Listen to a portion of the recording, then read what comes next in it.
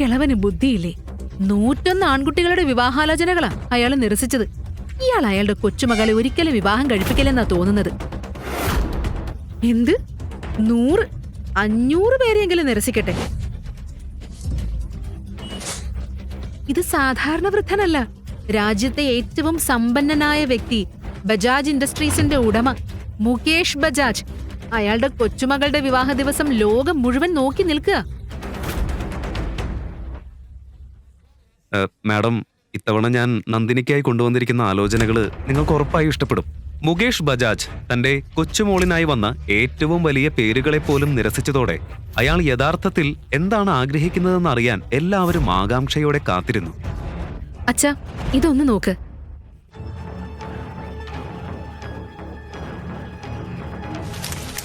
എന്റെ കൊച്ചുമോളിനായി ഇത്തരത്തിലുള്ള ആൺകുട്ടികളെയാണോ നീ കൊണ്ടുവന്നത്? പുറത്തേക്ക് പോ, ഇവിടെ നിന്ന് പോ. അച്ഛാ, എന്റെ മകൾ ഈ ജന്മത്തിൽ വിവാഹം കഴിക്കരുതെന്നാണോ നിങ്ങളുടെ ആഗ്രഹം? ഇത്രയും ആലോചനകൾ വന്നിട്ട് എന്തിനാ എല്ലാം നിങ്ങൾ നിരസിക്കുന്നത്? എന്താ പ്രശ്നം? ഇവരിൽ ഒരാളും നമ്മുടെ നന്ദിനിക്ക് യോജിച്ചവരല്ല. നന്ദിനിക്ക് അർഹനായ ഒരാളെ കണ്ടെത്തുമ്പോ മാത്രമേ അവളുടെ വിവാഹം നടക്കൂ. ഇവനും അർഹനല്ലേ? യശ് മൽഹോത്ര, മൽഹോത്ര ഇൻഡസ്ട്രീസിന്റെ ഏക അവകാശി. ഇതിനു മുന്നേ വന്ന ആൺകുട്ടി അടുത്ത മാസം ക്രിക്കറ്റ് ടീമിന്റെ ക്യാപ്റ്റൻ ആകാനിരുന്നവൻ. അതിനു മുൻപ് വന്നത് പ്രധാനമന്ത്രിയുടെ സഹോദരപുത്രൻ. Hi grandpa. Yes darling. Done. അങ്ങനെയെങ്കിൽ എന്താ? മുകേഷ് ബജാജിന്റെ ഏക കൊച്ചുമോളാണ് നന്ദിനി.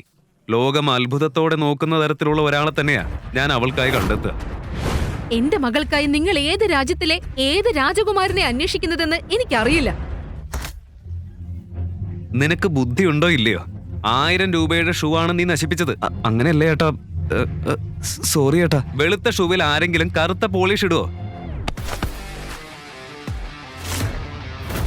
മനുഷ്യരല്ലേ, തെറ്റുകൾ സംഭവിക്കില്ലേ? അവൻ ചെറിയ കുട്ടിയല്ലേ. തെറ്റ് ചെയ്തിട്ട് ഇപ്പോ നീ എന്നോട് വാദിക്കാനും തുടങ്ങി അല്ലേ? വിട്ടേക്കേട്ടാ, ക്ഷമിക്കേ. ഇപ്പൊ നീ എന്നെ ഉപദേശിക്കാനായ? എന്നോട് സംസാരിക്കുമ്പോ പരിധി മനസ്സിലാക്കി സംസാരിക്കണം. നീയും ഈ കടയിൽ ഷൂ പോളിഷ് ചെയ്യുന്നവനല്ലേ? നിനക്ക് അവനോട് ഇത്ര സഹതാപം ഉണ്ടെങ്കിൽ ദാ ഈ ഷൂ നീ തന്നെ വൃത്തിയാക്ക്. ചെയ്യേ, വൃത്തിയാക്ക്. എന്തിനാ എന്റെ മുഖത്തേക്ക് തുറച്ചു നോക്കുന്നേ? അകത്ത് പോ.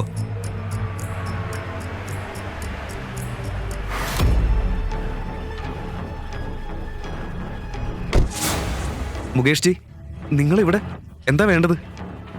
മിസ്റ്റർ ശിവായ്, ഞാൻ മുകേഷ് ബജാജ്, നഗരത്തിലെ ഏറ്റവും വലിയ കൺസ്ട്രക്ഷൻ കമ്പനിയായ ബജാജ് കൺസ്ട്രക്ഷന്റെ ഉടമ. ശിവായ്, നിങ്ങൾ എന്റെ കൊച്ചുമോളായ നന്ദിനിയെ വിവാഹം കഴിക്കൂ പ്ലീസ്. ശരി, പക്ഷെ എന്തിനാ ഇങ്ങനെ ചെയ്യുന്നത്? പിന്നെ നിങ്ങളുടെ കൊച്ചുമോൾ എന്നെ പോലെ ഒരു ഷൂ പോളിഷ് ചെയ്യുന്നവന് എന്തിനു വിവാഹം കഴിക്കണം? ഇതെല്ലാം ഇവിടെ എല്ലാവർക്കും മുന്നിൽ പറയാൻ പറ്റില്ല. എന്നോടൊപ്പം വരൂ പ്ലീസ്. ശിവായ്, നീ യഥാർത്ഥത്തിൽ ആരാണെന്ന് എനിക്കറിയാം. നീ എന്തിനാണ് ഷൂ പോളിഷ് ചെയ്യുന്നവനെ പോലെ ജീവിക്കുന്നതെന്നും എനിക്കറിയാം. എന്ത്?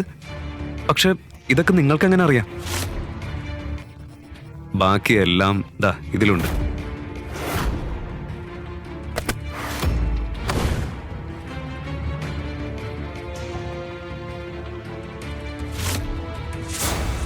വിവാഹം കഴിഞ്ഞാൽ ഡിവോഴ്സ്. ഇതെന്ത് നിബന്ധന? അങ്ങനെയാണെങ്കിൽ പിന്നെ എന്തിനാണ് ഈ കല്യാണം നടത്തുന്നത്? പിന്നെ എന്റെ കാര്യങ്ങളെല്ലാം നിങ്ങൾക്ക് എങ്ങനെ അറിയാം? വിവാഹം കഴിഞ്ഞാൽ എല്ലാം നീ അറിയും.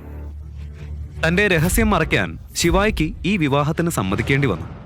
മുകേഷ് ബജാജ് ഈ വിവാഹകാര്യം നന്ദിനിയുടെ അമ്മ രേഖയോട് പറഞ്ഞപ്പോൾ ബജാജ് മാൻഷൻ മുഴുവൻ കലാപമായി. കോടികളുടെ ഉടമകളായ നമ്മൾ ഒരു ഷൂ പോളിഷ് ചെയ്യുന്നവരുമായിട്ട് നിങ്ങൾ നിങ്ങളുടെ കൊച്ചുമോളുടെ വിവാഹം ഉറപ്പിച്ചോ?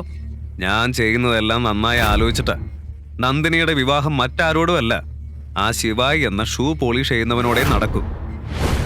ഈ വിവാഹം വളരെ പ്രധാനപ്പെട്ടതാ. ഈ വിവാഹത്തിന് ശേഷം നന്ദിനിയുടെ ജീവിതം ഒരു രാത്രിയിൽ തന്നെ മാറും. മാറില്ല, നശിക്കും, എല്ലാം തകർന്നു പോകും. അച്ഛാ, നിങ്ങൾക്ക് എന്താ ഇത് മനസ്സിലാവാത്തത്? ശരി, നിങ്ങളൊന്നും ചെയ്യലെങ്കിൽ ഞാൻ എന്റെ മമ്മിയോട് സംസാരിക്കും. മമ്മി, മമ്മി, ഈ അച്ഛൻ പറയുന്നത് കേട്ടില്ലേ? ദയവേത് അദ്ദേഹത്തെ ഒന്ന് പറഞ്ഞു മനസ്സിലാക്കി കൊടുക്ക്. ഈ വിവാഹം നടക്കേണ്ടത് അനിവാര്യമാണ്. ഞാൻ നമ്മുടെ പൂജാരിയെ കൊണ്ട് അവരുടെ ജാതകങ്ങൾ നോക്കിച്ചു. ആ ചെക്കൻ നന്ദിനിയുടെ ജീവിതത്തിലേക്ക് വരുന്നത് യാദൃശ്ചികമല്ല. ഈ ബന്ധം ദൈവം തന്നെ തീരുമാനിച്ചതാ. മമ്മി, നിങ്ങൾ എന്താ പറയുന്നത്? ജാതകത്തിൽ എഴുതിയതെല്ലാം നമ്മൾ അംഗീകരിക്കണോ? ശരി, നിങ്ങൾ പോലും എനിക്ക് പിന്തുണ നൽകുന്നില്ലെങ്കിൽ ശരി, ഈ വിവാഹത്തിൽ നിന്ന് എന്റെ മകളെ ഞാൻ ഒറ്റയ്ക്ക് രക്ഷിക്കും. ആ ശിവായിയെ വിവാഹം കഴിക്കണമെന്ന് ആരെങ്കിലും പറഞ്ഞാ ഞാൻ എന്റെ ഞരമ്പ് മുറിക്കും. Nandini, Nandini, please please stop it. ആ കത്തി താഴെ വെക്ക്. ഇല്ലമ്മ, എന്റെ ജീവിതം പൂർണ്ണമായി നശിക്കും. ആ ശിവായി അമ്മ കണ്ടിട്ടില്ലേ? ഒരു ദരിദ്ര പഠിപ്പുമില്ല, കീറിയ പഴയ വസ്ത്രങ്ങൾ വിട്ട് ഏത് ചേരിയിലേക്ക് എന്നെ കൊണ്ടുപോവാന്ന് ആർക്കറിയാം? ഇതെല്ലാം അറിഞ്ഞിട്ട് എന്നെ അവനെ കല്യാണം കഴിപ്പിക്കാനാണോ നിങ്ങളെല്ലാം നോക്കുന്നത്? ഇല്ല ഇല്ല നന്ദിനി, നീ എവിടെയും പോകണ്ട. വിവാഹത്തിന് ശേഷം ശിവായി നമ്മളോടൊപ്പം ഇവിടെ താമസിക്കും. നിന്റെ ആഡംബരങ്ങളൊന്നും വിട്ടു നൽകേണ്ടതില്ല. ഇല്ല, എങ്കിലും ഞാൻ അവനെ വിവാഹം കഴിക്കില്ല. മുത്തച്ഛൻ എന്നെ നിർബന്ധിച്ചാൽ ഞാൻ എന്റെ ജീവൻ തന്നെ അവസാനിപ്പിക്കും. Stop it, stop it. ഒരു മിനിറ്റ്, ഞാൻ പറഞ്ഞു മനസ്സിലാക്കാം. അച്ഛ, എന്തിനാ ഇങ്ങനെ ചെയ്യുന്നത്? എന്തിനാ സ്വന്തം കൊച്ചുമോളുടെ ജീവൻ തന്നെ അപകടത്തിലാക്കുന്നത്? ഇന്ന് തന്നെ, ഈ നിമിഷം തന്നെ ഈ ബന്ധം അവസാനിപ്പിച്ചില്ലെങ്കിൽ ഞാൻ നിങ്ങൾക്കെതിരെ കേസ് ഫയൽ ചെയ്യും. അങ്ങനെയാണെങ്കിൽ ഞാനും ഒരു കേസ് ഫയൽ ചെയ്താലോ? നിനക്കെതിരെ. നന്ദിനിയുടെ അച്ഛൻ മരിക്കുന്നതിന് മുൻപ് പുറത്തു വന്ന സത്യം ഓർമ്മയുണ്ടോ? അത് വീണ്ടും പുറത്തു വരാൻ നീ ആഗ്രഹിക്കുന്നില്ലെങ്കിൽ ഈ വിവാഹത്തിന് നീ സമ്മതിക്കണം. നിന്റെ മകളെയും അതിന് തയ്യാറാക്കണം. മുകേഷ് ബജാജ് പറഞ്ഞ ഈ ഒരൊറ്റ മുന്നറിയിപ്പ് രേഖയെ പൂർണ്ണമായും മൗനത്തിലാക്കി. അവൾ നന്ദിനിയെയും കൂട്ടി അവിടെ നിന്ന് പോയി. എന്താ ഇവിടെ നടക്കുന്നത്? സമയാവുമ്പോ രേഖയോട് എല്ലാം ഞാൻ പറയും. ആദ്യം ഈ വിവാഹം നടക്കട്ടെ. ഇനി ഈ വിവാഹം തടയാൻ ആർക്കും കഴിയില്ല. വിവാഹത്തിന്റെ യഥാർത്ഥ സത്യം അറിയാതെ രേഖയും നന്ദിനിയും സമ്മതം മൂളി. വിവാഹ ദിനം അടുത്തു വന്നു. പക്ഷേ അതുവരെ നന്ദിനി ഒരിക്കൽ പോലും ശിവായിയെ നേരിൽ കണ്ടിരുന്നില്ല. ഈ കാര്യം ശിവായിയെ ഉള്ളിൽ നിന്ന് തകർക്കുകയായിരുന്നു. നാളെ ഞങ്ങളുടെ വിവാഹം, പക്ഷെ ഞങ്ങൾ ഇതുവരെ ശരിക്കും സംസാരിച്ചിട്ട് പോലുമില്ല. എന്റെ കോളിനും മെസ്സേജിനും അവള് മറുപടി പോലും തരുന്നില്ല. നന്ദിനി എന്നെ സ്വീകരിക്കാൻ തയ്യാറില്ലെന്ന് പോലെ എനിക്ക് തോന്നുന്നു. വിവാഹം നടന്നാ മതി, നന്ദിനി നിന്നെ സ്വീകരിക്കും. നിങ്ങൾ എന്താ പറയുന്നത്? നന്ദിനി സ്വന്തം ഇഷ്ടപ്രകാരം വിവാഹം കഴിക്കുകയാണെന്ന് നിങ്ങൾ തന്നെയല്ലേ പറഞ്ഞത്? പക്ഷെ ഇപ്പൊ കേൾക്കുമ്പോ നിങ്ങൾ അവളെ നിർബന്ധിക്കുകയാണെന്നാ തോന്നുന്നത്. നിർബന്ധിച്ചാ എന്താ? ഇത് എന്റെയും എന്റെ കൊച്ചുമോളുടെയും ഇടയിലുള്ള കാര്യമാ. നീ ഇടപെടണ്ട. മുകേഷ് ജി, എന്റെ കുടുംബത്തിന്റെ സമ്മർദ്ദം കൊണ്ട് ഞാനിവിടെ നിൽക്കുക. അല്ലാതെ ഞാൻ അശക്തനായതുകൊണ്ടാണെന്ന് നിങ്ങൾ വിചാരിക്കരുത്. ഓഹോ, ഇത്രയ്ക്ക് അഹങ്കാരോ? ശരി, എങ്കിൽ നീ വിവാഹം വേണ്ടെന്ന് വെച്ചോ. പക്ഷെ പിന്നെ നീ ഒരു ഷൂ പോളിഷ് ചെയ്യുന്നവനല്ല. യഥാർത്ഥത്തിൽ നീ മറ്റൊരാളാണെന്ന് ഞാൻ എല്ലാവരോടും പറയും. മുകേഷ് ബജാജ് അങ്ങനെ ഒരു വല വിരിച്ചിരുന്നത് കൊണ്ട് അതിൽ നിന്ന് ആർക്കും രക്ഷപ്പെടാനായില്ല. അടുത്ത ദിവസം മനസ്സില്ലാ മനസ്സോടെ ബജാജ് കുടുംബത്തിലെ ഏക മകൾ ഷൂ പോളിഷ് ചെയ്യുന്ന ശിവായിയെ വിവാഹം കഴിച്ചു.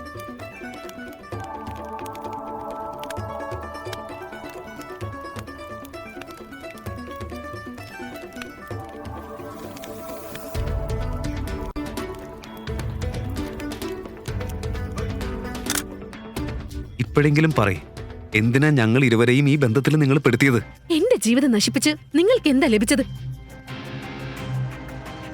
മോളെ, ഞാൻ ഈ വിവാഹം നടത്തിയത് കാരണം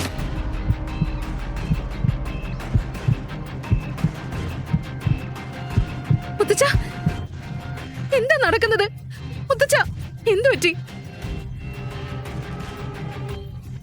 ശിവായ്, ശിവായ്, എന്തെങ്കിലും ചെയ്. എന്താ സംഭവിക്കുന്നത്? എഴുന്നേൽക്ക് മുത്തച്ഛ, പ്ലീസ് എഴുന്നേൽക്ക്. നന്ദിനി, നിന്റെ മുത്തശ്ശൻ ഇനിയില്ല. പക്ഷേ അദ്ദേഹത്തിന്റെ മരണത്തിന് പിറ്റേ ദിവസം മുതൽ തന്നെ ശിവായിയുടെ ദുർദിനങ്ങൾ തുടങ്ങി. നന്ദിനിയും അവളുടെ അമ്മയും അവനെ തുടർച്ചയായി അപമാനിച്ചു. ചിലപ്പോൾ ശിവായിയെ പാത്രം കഴുകിപ്പിച്ചു, ചിലപ്പോൾ നിലം തുടപ്പിച്ചു. ഒരു ദിവസം നന്ദിനിയുടെ പഴയ കോളേജ് സുഹൃത്ത് റിയ വീട്ടിലെത്തി. നന്ദിനി, വീട്ടിലെ പുതിയ ജോലിക്കാരനെ വെച്ചോ? എന്താ, നന്ദിനിയുടെ ഭർത്താവോ? നന്ദിനി, നീ വീട്ടിലെ ജോലിക്കാരനെ ആരും അറിയാതെ വിവാഹം കഴിച്ചോ?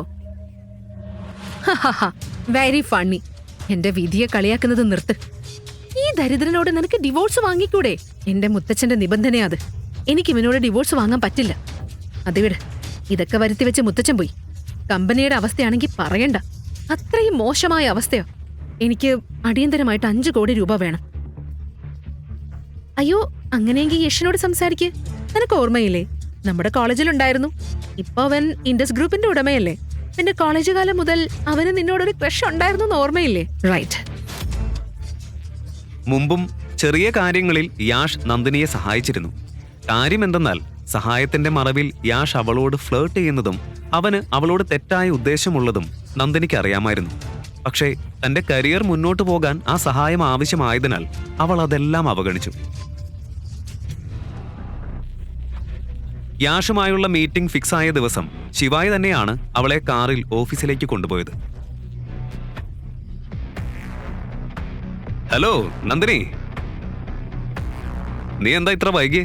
കുഴപ്പമൊന്നുമില്ലല്ലോ, all okay? All okay. I am so sorry, ട്രാഫിക്കിൽ കുടുങ്ങിയതാ. കുഴപ്പമില്ല, ഇറ്റ്സ് ഓക്കെ. വരൂ. അതിരിക്കട്ടെ, ഇവരാരാ? നിന്റെ ഡ്രൈവറാണോ? ഞാൻ നന്ദിനിയുടെ ഭർത്താവാ, ശിവായി. ഓ, ഭർത്താവോ? Husband? Hi, I am sorry Shivaay. Nandini വിവാഹം കഴിച്ചത് എനിക്ക് അറിയില്ലായിരുന്നു.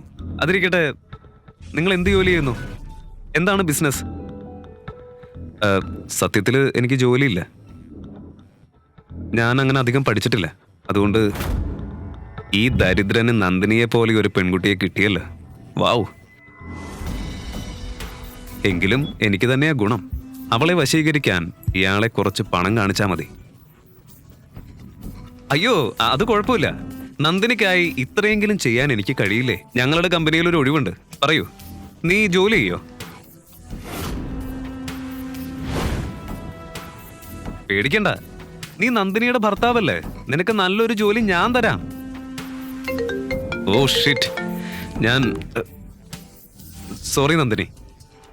എനിക്കിപ്പോ ഒരു അത്യാവശ്യ മീറ്റിംഗ് ഉണ്ട്, അതിന് പോയേ പറ്റൂ. നമുക്ക് നാളെ കാണാം. ശരി, ബൈ ബൈ.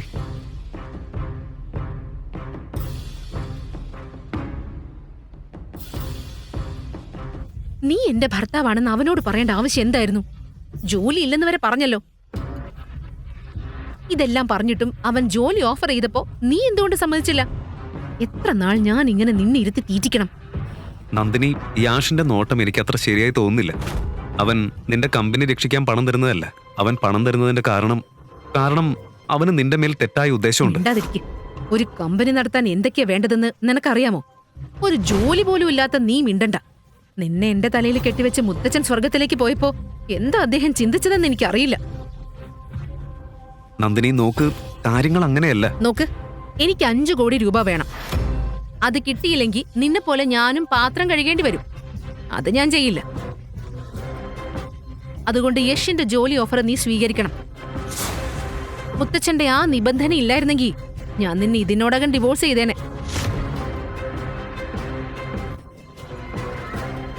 ശരി നന്ദിനി, നീ പറയുന്നത് ഞാൻ കേൾക്കാം. ഞാൻ ഈ ജോലി ചെയ്യാം. ഗുഡ്. ഇത് കേട്ടതോടെ നന്ദിനി സന്തോഷിച്ചു. ഉടൻ തന്നെ അവൾ യാഷിനെ വിളിച്ച് ശിവായിയുടെ തീരുമാനം അറിയിച്ചു. ഓക്കെ, നാളെ അവന് ഇന്റർവ്യൂവിന് വേണ്ടി ഓഫീസിലേക്ക് കൊണ്ടുവരൂ. Okay, bye bye. എന്ത് സർ? നന്ദിനിയുടെ ദരിദ്രനായ ഭർത്താവിന് നമ്മുടെ കമ്പനിയിൽ ജോലി കൊടുക്കേ? നമ്മുടെ റെപ്യൂട്ടേഷൻ എന്താവും? വഴിയിൽ കിടക്കുന്ന ആരെയെങ്കിലും ഞാൻ ഉണ്ടാക്കിയ കമ്പനിയിൽ എടുക്കുമെന്ന് നിനക്ക് തോന്നുന്നുണ്ടോ? ഇതെന്താ ചാരിറ്റിയാണ്? നമ്മുടെ കമ്പനിയിൽ ടോയ്ലറ്റ് വൃത്തിയാക്കാൻ ഒരാൾ വേണമെന്ന് പറഞ്ഞിരുന്നില്ലേ? മനസ്സിലായി സർ.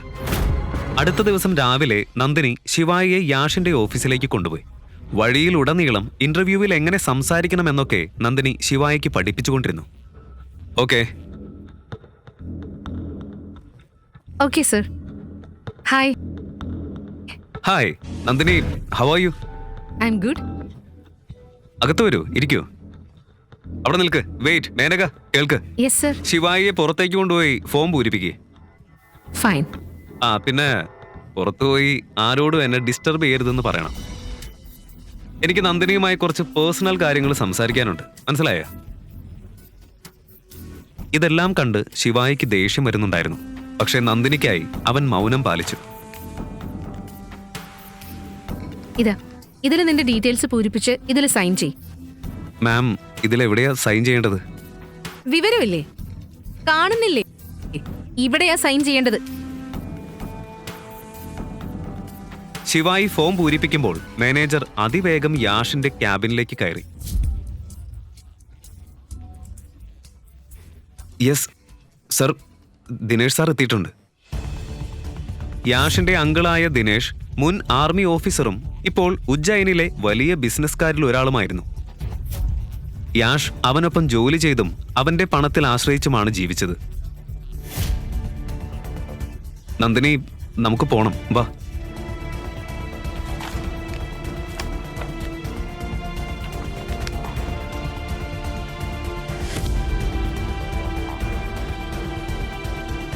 മാനേഴ്സില്ലേ നിനക്ക്? കണ്ണില്ലേ നിനക്ക്? സർ സോറി, ഞാൻ ഒരു അഡ്രസ്സ് ചോദിക്കാൻ വേണ്ടി വന്നതാ. ഞാൻ പോവാം. Sorry sir. ദിനേഷ് തിരിച്ചറിയാതിരിക്കാനായി ശിവായി വേഗത്തിൽ അവിടെ നിന്ന് മാറി. അതേസമയം അവിടെ വെച്ചിരുന്ന അവന്റെ പെൻ ദിനേഷ് ജിയുടെ കണ്ണിൽപ്പെട്ടു. പേനയിൽ കുത്തിയിട്ടിരുന്ന എസ് കണ്ട മാത്രയിൽ ഈ പേന ഇത് അയാളുടെ പേനയാണോ? അയാളുടെ കാലിന് താഴെ നിലമൊലിച്ചു പോയതുപോലെ തോന്നി. മിസ്റ്റർ ശിവായ്, കഴിഞ്ഞ 3 വർഷമായി നിങ്ങൾ എവിടെയായിരുന്നു? നമ്മുടെ കമ്പനി വാങ്ങാനാണോ ഇവിടെ വന്നത്? എന്ത് കമ്പനി വാങ്ങാനോ? അവനെ കണ്ട ഒരു സമൂസ വാങ്ങാൻ കഴിയുമെന്ന് തോന്നുന്നുണ്ടോ? ഇൻഫാക്ട് അവൻ എൻ്റെ സുഹൃത്ത് നന്ദിനിയുടെ ഭർത്താവാണ്. ജോലിയൊന്നുമില്ല, അതുകൊണ്ടാണ് ഞാനൊരു ജോലി കൊടുക്കാന്ന് കരുതിയത്. നിങ്ങൾ അവനെ ചീത്ത പറഞ്ഞതോടെ അവൻ ഇവിടെ നിന്ന് പോയി. യാഷ്, നിനക്ക് ബുദ്ധിയില്ലേ? ഈ പേന നോക്ക്, ഈ മാർക്ക് നോക്ക്, ഈ അടയാളമുള്ളത് അത്തരക്കാരുടേതാണ്. ദിനേഷ് ജി വാക്കുകൾ മധ്യേ നിർത്തി. ഇതെല്ലാം കേട്ടപ്പോൾ യാഷിന്റെയും അവസ്ഥ മോശമായി. തന്റെ അങ്കിളിന്റെ മുഖത്ത് ഇത്ര ഭയം യാഷ് ആദ്യമായാണ് കാണുന്നത്. സർ, നിങ്ങൾ ആരെക്കുറിച്ച് സംസാരിക്കുന്നത്? ശിവായെ കുറിച്ച് നിങ്ങൾക്ക് എന്തറിയാം? മാഡം, നിങ്ങളുടെ ഭർത്താവ് ആരാണെന്ന് നിങ്ങൾക്ക് വാസ്തവത്തിൽ അറിയില്ലേ? ഇത് നിങ്ങളോട് പറയണോ വേണ്ടയോ എന്ന് പോലും എനിക്ക് സംശയമുണ്ട്. ഇതിന്റെ അർത്ഥം ശിവായ് സാർ ഉജ്ജയിനിലുണ്ട് എന്നതാണ്. ഇനി എന്തോ വലിയൊരു സംഭവം നടക്കാൻ പോകുന്നു. എന്റെ ടീമിനെ ഞാൻ അലർട്ട് ചെയ്യണം. മാഡം, ഇതാ ശിവായ് സാറിന്റെ പേന. ദിനേഷ് ജി പറഞ്ഞത് കേട്ടതോടെ നന്ദിനി വിറച്ചു. ഇതെല്ലാം എന്തിന്റെ സൂചനയാണ്? ഈ ശിവായ് ആരാണ്? ആർമിക്കാരനായ ദിനേഷ് അങ്കിൾ അവനെ എന്തിനാണ് ഭയപ്പെടുന്നത്? പേടിയും ആശങ്കയും നിറഞ്ഞ നന്ദിനി വീട്ടിലെത്തി കോപത്തോടെ ചോദിച്ചു, ശിവായ്, നീ ആരാ? ഞാൻ നിന്റെ ഭർത്താവ് ശിവായ് മഹേശ്വരി. ഈ നാടകം നിർത്ത്. ഈ പേനയും ഇതിലെ ഈ മാർക്കും എന്താ ഇതിനർത്ഥം? നീ പോയതിനു ശേഷം ഈ പേന കണ്ടതും ഈ മാർക്ക് കണ്ടതും ദിനേഷ് ജി പേടിച്ചത് ഞാൻ കണ്ടതാ. നീ ആരാ? പറ. ഈ പേന ആ മങ്കി ബ്രാൻഡ് ഡാൻസ് മാനോടൊപ്പം ഫ്രീ ആയി കിട്ടിയതാ. ഇന്നാണ് ഞാൻ ഇത് ആദ്യമായിട്ട് ഉപയോഗിച്ചത്. ദിനേഷ് ജി ഈ മാർക്ക് മറ്റെന്തെങ്കിലുമായി തെറ്റിദ്ധരിച്ചതാവും. അല്ലെങ്കിൽ പറയും നന്ദിനി, ഇത്രയ്ക്ക് വിലയുള്ളതായിരുന്നെങ്കിൽ ഞാനത് അവിടെ വെച്ചിട്ട് പോവും. അപ്പോൾ തന്നെ നന്ദിനിക്കൊരു കോൾ വന്നു. അവൾ അവിടെ നിന്ന് പോയി. അടുത്ത ദിവസം വൈകിട്ട് നന്ദിനിയുടെ കോളേജ് റീയൂണിയൻ പാർട്ടിയായിരുന്നു. നന്ദിനി,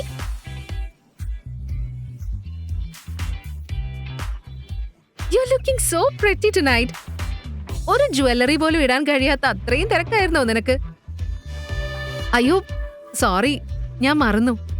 നിന്റെ ഭർത്താവിന് നിനക്കൊരു ചെരുപ്പ് വാങ്ങിത്തരാൻ പോലും കഴിവില്ല അല്ലേ? പിന്നെയല്ലേ നെക്ലേസ്. എന്തായാലും നോക്ക്, ഇന്നലെ രാത്രി എന്റെ ഭർത്താവ് എനിക്ക് 3 കോടി രൂപയുടെ നെക്ലേസ് സമ്മാനിച്ചു. നന്നായിട്ടില്ലേ? കഴിഞ്ഞ കുറേ ദിവസങ്ങളായി നന്ദിനിയുടെ കമ്പനി വലിയ നഷ്ടത്തിലായിരുന്നു. ഒരു ഇൻവെസ്റ്ററെ അവൾ തിരയുകയായിരുന്നു. കോളേജ് കാലത്ത് അവളോട് ഫ്ലേർട്ട് ചെയ്തിരുന്ന സമ്പന്നനായ ദേവും ഈ പാർട്ടിയിൽ എത്തിയിരുന്നു. അവനോട് തന്നെ നിക്ഷേപം ചോദിക്കാം എന്ന ചിന്ത അവളുടെ മനസ്സിൽ വന്നു.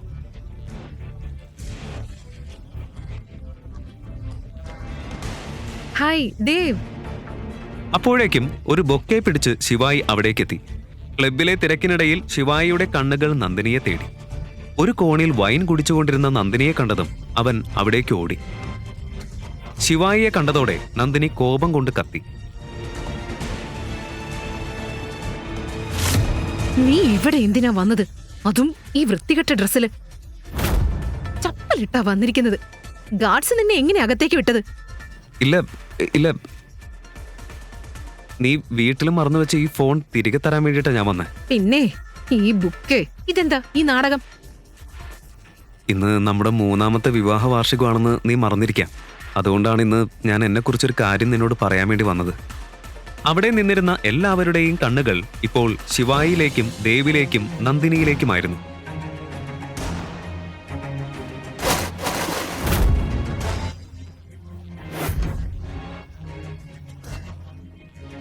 Let's dance. നന്ദിനി, ഒന്ന് കേൾക്ക്. ഞാൻ മുഴുവൻ സത്യവും പറഞ്ഞു തരാം. നീ ഈ പൂക്കൾ കണ്ടോ? എന്റെ ജീവിതത്തിൽ നിനക്ക് അത്ര വിലയേ ഉള്ളൂ. ഇറങ്ങി പോയി വിടുന്നു. നന്ദിനി, എന്റെ കൂടെ വാ. ഏയ്, ഇതെന്താ ഈ ബഹളം? Nandini baby, relax. നിന്റെ ഭർത്താവ് ഒന്നിനും കൊള്ളാത്തവനാ. ഞാനങ്ങനെയല്ല. പറയ്, നിനക്ക് എത്ര പണം വേണം? 1 കോടി, 2 കോടി, 10 കോടി? ദേവ്, നീ എന്നെ സഹായിക്കൂ. തീർച്ചയായും. എൻഡ് ഓഫ് ദി ഡേ നീ എന്റെ സുഹൃത്തല്ലേ. പക്ഷെ ഒരു നിബന്ധനയുണ്ട്. 2 കോടിക്ക് നീ ഇന്ന് മുഴുവൻ വൈകുന്നേരം എന്റെ മടിയിലിരിക്കണം. 10 കോടിക്ക് ഒരു രാത്രി മുഴുവൻ നീ എനിക്ക് നൽകണം. പറയേ, സമ്മതമാണോ?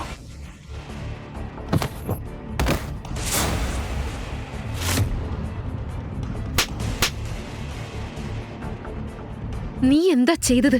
നിനക്ക് ബുദ്ധിയില്ലേ മണ്ട? ശിവായ്, നീ എന്താ ചെയ്തത്? ഈ പാവ എന്നെ സഹായിക്കാനാ വന്നത്. ഇപ്പൊ തന്നെ നീ അവനോട് മാപ്പ് പറയണം. മാപ്പ് പറ.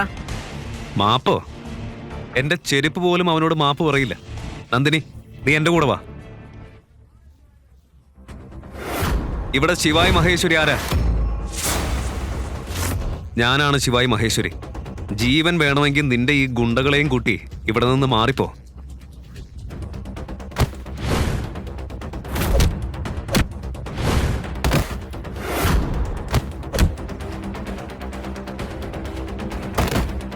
ഏയ്, ഈ കുട്ടിക്കളി നിർത്ത്. ഒരാളല്ല, നിങ്ങളെല്ലാവരും ഒരുമിച്ച് വരൂ. മഹാകാലാണ് സത്യം. ഇന്ന് നിങ്ങളിൽ ഒരാളും സ്വന്തം കാലിൽ ഇവിടെ നിന്ന് മടങ്ങിപ്പോവില്ല.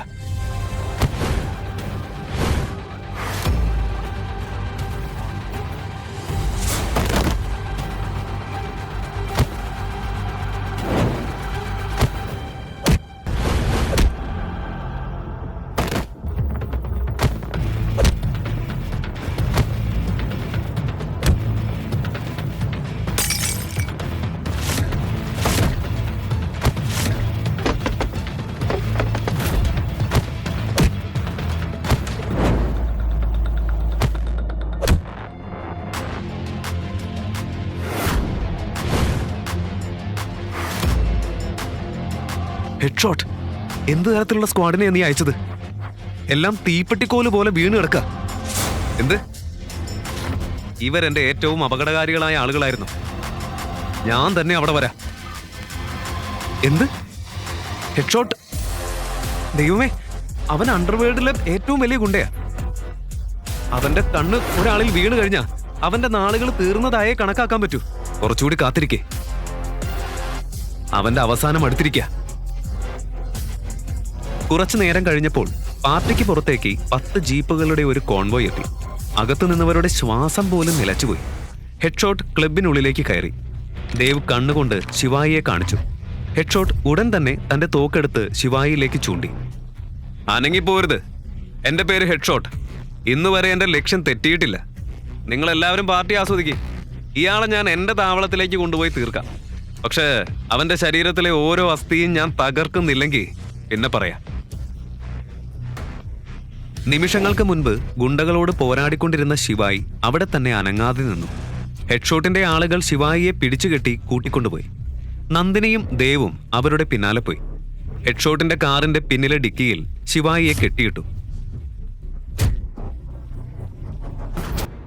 ശിവായി അണ്ടർവേൾഡിൽ തടവിലായിരുന്നു. അവന്റെ മുന്നിലിരിക്കുന്നത് ഹെഡ്ഷോട്ട് അണ്ടർവേൾഡിലെ ക്രൂരനായ ഡീലർ. നിരവധി കോടി വില വരുന്ന മയക്കുമരുന്ന് സംഘത്തെ ശിവായി തകർത്ത് തെറിപ്പിച്ചു. ഹെഡ്ഷോട്ടിന്റെ കണ്ണുകളിൽ വെറുപ്പും ശിവായിയുടെ മുഖത്ത് പ്രതീക്ഷ മാത്രവുമായിരുന്നു.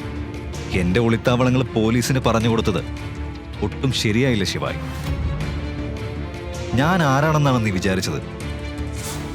എന്നെ വഞ്ചിച്ചുകൊണ്ട് നിനക്ക് ജീവിക്കാനാവില്ല. തെറ്റായ ആളോടാണ് നീ കളിച്ചത്. ശിവായ് മഹേശ്വരി, ഞാൻ നിന്നെ തകർത്തുകളെ. ജീവിക്കാനായി നീ എൻ്റെ കാലിനടിയിൽ കിടന്ന് കരയേണ്ടി വരും. നീയാണ് എൻ്റെ കാലിനടിയിൽ വന്ന് മാപ്പ് പറയേണ്ടി വരിക. കുറച്ചു നേരം കൂടി കാത്തിരിക്കേ, എല്ലാം നിനക്ക് മനസ്സിലാവും. ഇവനെ തലകീഴായി കെട്ടിത്തൂക്ക്.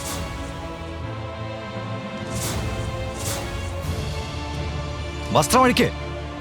ഗംഗ, മഹാകാലിനെ നാശകാരി എന്ന് വിളിക്കുന്നത് എന്തിനാണെന്ന് നിനക്കറിയാമോ? അനീതികൾ അതിരുവിട്ട മഹാകാലിന്റെ താണ്ഡവം എല്ലാം നശിപ്പിക്കും. പുതിയൊരു തുടക്കം തുടങ്ങും. ഇനി ലോകം കാണാൻ പോകുന്നത് ശിവായുടെ താണ്ഡവം.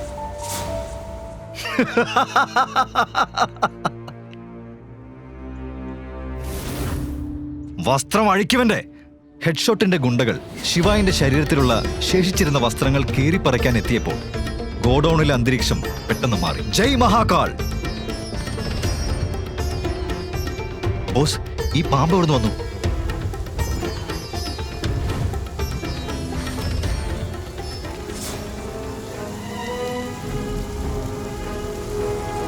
പിന്നീട് ഡ്രമ്മിന്റെ ശബ്ദം ഹെലികോപ്റ്ററിന്റെ ഇടിമുഴക്കമായി മാറി.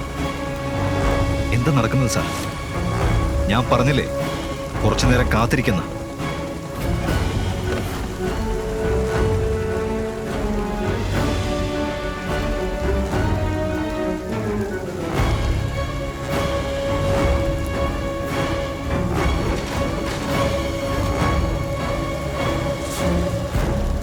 ബ്ലാക്ക് കാറ്റ് കമാൻഡോസിന്റെ തലവനായ ക്യാപ്റ്റൻ സർതാജ് ഇരുമ്പ് കമ്പിൽ കെട്ടി രക്തമൂറുന്ന ശിവായിനെ കണ്ടപ്പോൾ അവന്റെ കണ്ണുകളിൽ കോപത്തിന്റെ തീ തെളിഞ്ഞു.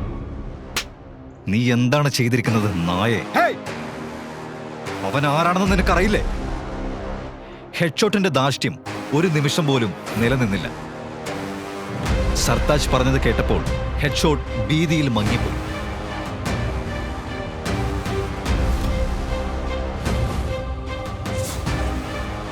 പക്ഷേ ഹെഡ്ഷോട്ട് എന്തെങ്കിലും പറയാൻ ശ്രമിക്കുന്നതിന് മുമ്പേ ശിവായി ആ സ്ഥലത്ത് നിന്ന് അപ്രത്യക്ഷനായി.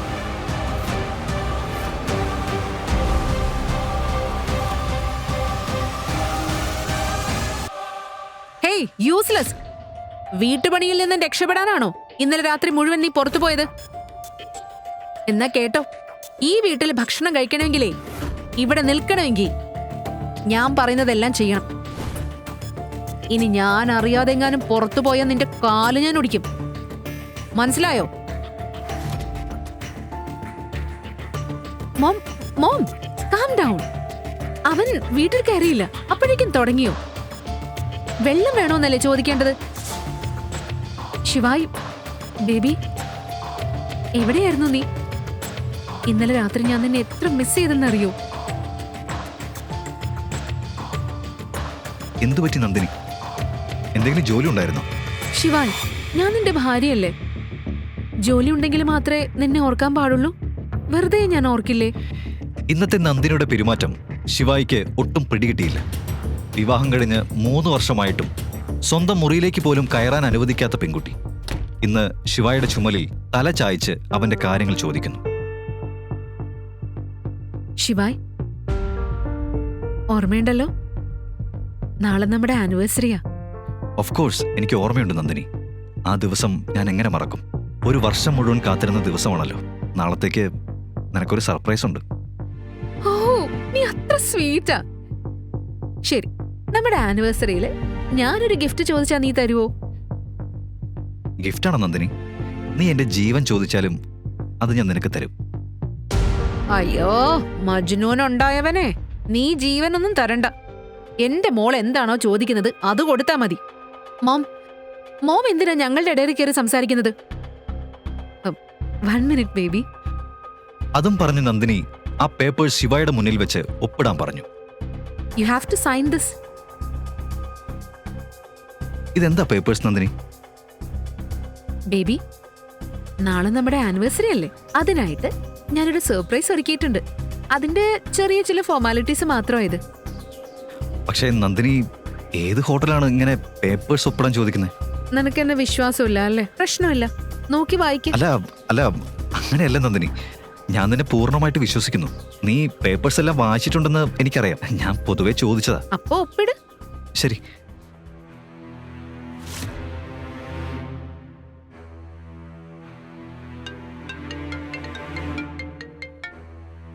നന്ദിനി, ഒരു ഇമ്പോർട്ടൻറ്റ് കോളാണ്.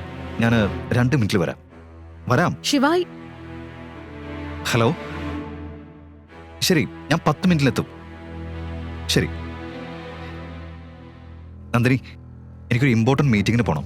കുറച്ച് സമയത്തിന് ശേഷം വന്ന് ഞാൻ ഒപ്പിടാം. ശിവായ്, പക്ഷെ ഒപ്പിട്ടിട്ട് പോവാം. എങ്ങോട്ടാ പോകുന്നത്? കണ്ടോ നീ ഇത്ര സോപ്പിട്ടിട്ടും അവൻ ഒപ്പിടാതെ പോയത് കണ്ടോ? മോം, ദയവായിട്ടൊന്നും മിണ്ടാതിരിക്കൂ. എന്റെ കമ്പനി മുങ്ങിപ്പോവാ. അതിനിടയിൽ ഈ ഭിക്ഷക്കാരൻ ഒപ്പിടാനും തയ്യാറല്ല.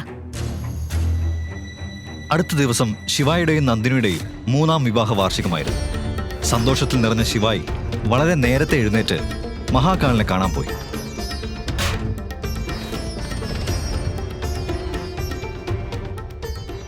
എടി കിഴവി, എത്ര പറയണം നിന്നോട്?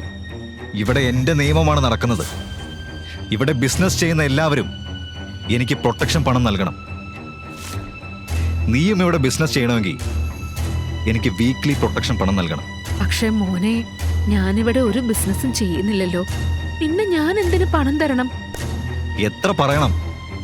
പറഞ്ഞ് ഞാൻ മടുത്തു. ഒളിച്ചു കളയ ഷോപ്പ്.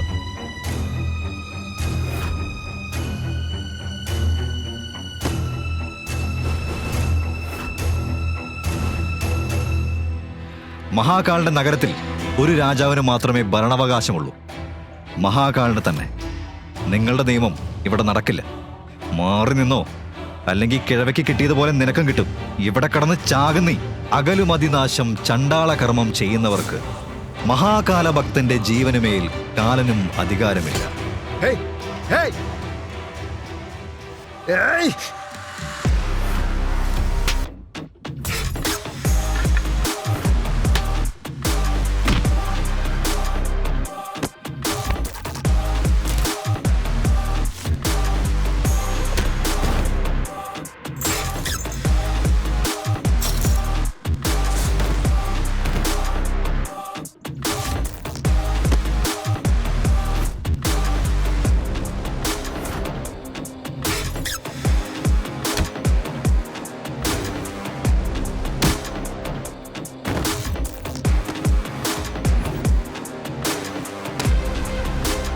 ഒരിക്കൽ കൂടി നീ ഈ അമ്മച്ചിയെ ശല്യം ചെയ്താ പിന്നെ ഞാൻ ഇല്ല ചേട്ടാ മാപ്പാക്ക്.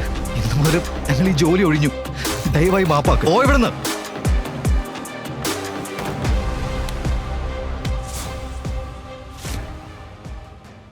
ശിവായ്, നീ ഇന്ന് വന്നത് നന്നായി. എന്തിനാണ് ഭയക്കുന്നത് അമ്മേ? മഹാദേവ് ഉണ്ടല്ലോ നിങ്ങളെ രക്ഷിക്കാൻ. അമ്മേ, ഈ ചുവപ്പ് റോസുകളിൽ നിന്നൊരു മനോഹരമായ ബൊക്കെ ഉണ്ടാക്കി തരണം. ഇന്ന് എന്തെങ്കിലും പ്രത്യേകതയുണ്ടോ? അതെ അമ്മേ, ഇന്ന് എന്റെയും നന്ദിനിയുടെയും 3ാം വിവാഹ വാർഷികമാണ്. പക്ഷേ നന്ദിനിക്ക് അതറിയാമോ? എനിക്കറിയാമോ, അവൾക്കറിയാമോ? അതെന്താണമ്മേ? ആനിവേഴ്സറി രണ്ടുപേരുടെയും ദിവസമല്ലേ? പ്രേമം അതൊരാൾക്ക് മാത്രമായാലും നീണ്ടു നിൽക്കില്ല മോനെ. അമ്മേ, വൺ സൈഡ് ലവ് വേറൊരു ഫീലാണ്. നാം ഒരാളുടെ ലോകത്തിലെ ഒരു ചെറിയ ഭാഗം മാത്രമായാലും അയാൾ നമ്മുടെ ജീവിതത്തിന്റെ വലിയൊരു ഭാഗമാണ്. മഹാദേവ് തീരുമാനിച്ചാൽ നന്ദിനിയെ നീ എത്രമാത്രം സ്നേഹിക്കുന്നുണ്ടോ അത്രയും നന്ദിനി നിന്നെയും സ്നേഹിക്കും. ശരി, ഞാൻ നിങ്ങൾക്ക് 2 പേർക്കും വേണ്ടി ഒരു മനോഹരമായ ബൊക്കെ ഉണ്ടാക്കി തരാം. അല്പസമയം കൊണ്ട് ബൊക്കെ തയ്യാറായി. അത് കണ്ടപ്പോൾ ശിവായുടെ മുഖത്ത് ഒരു മധുരമായ പുഞ്ചിരി തെളിഞ്ഞു. വാവ്, ഇതിലെല്ലാ സ്നേഹവും ഉണ്ട്. ഇത് കണ്ട അവൾക്ക് എന്നോട് ദേഷ്യപ്പെടാൻ കഴിയില്ല അമ്മേ.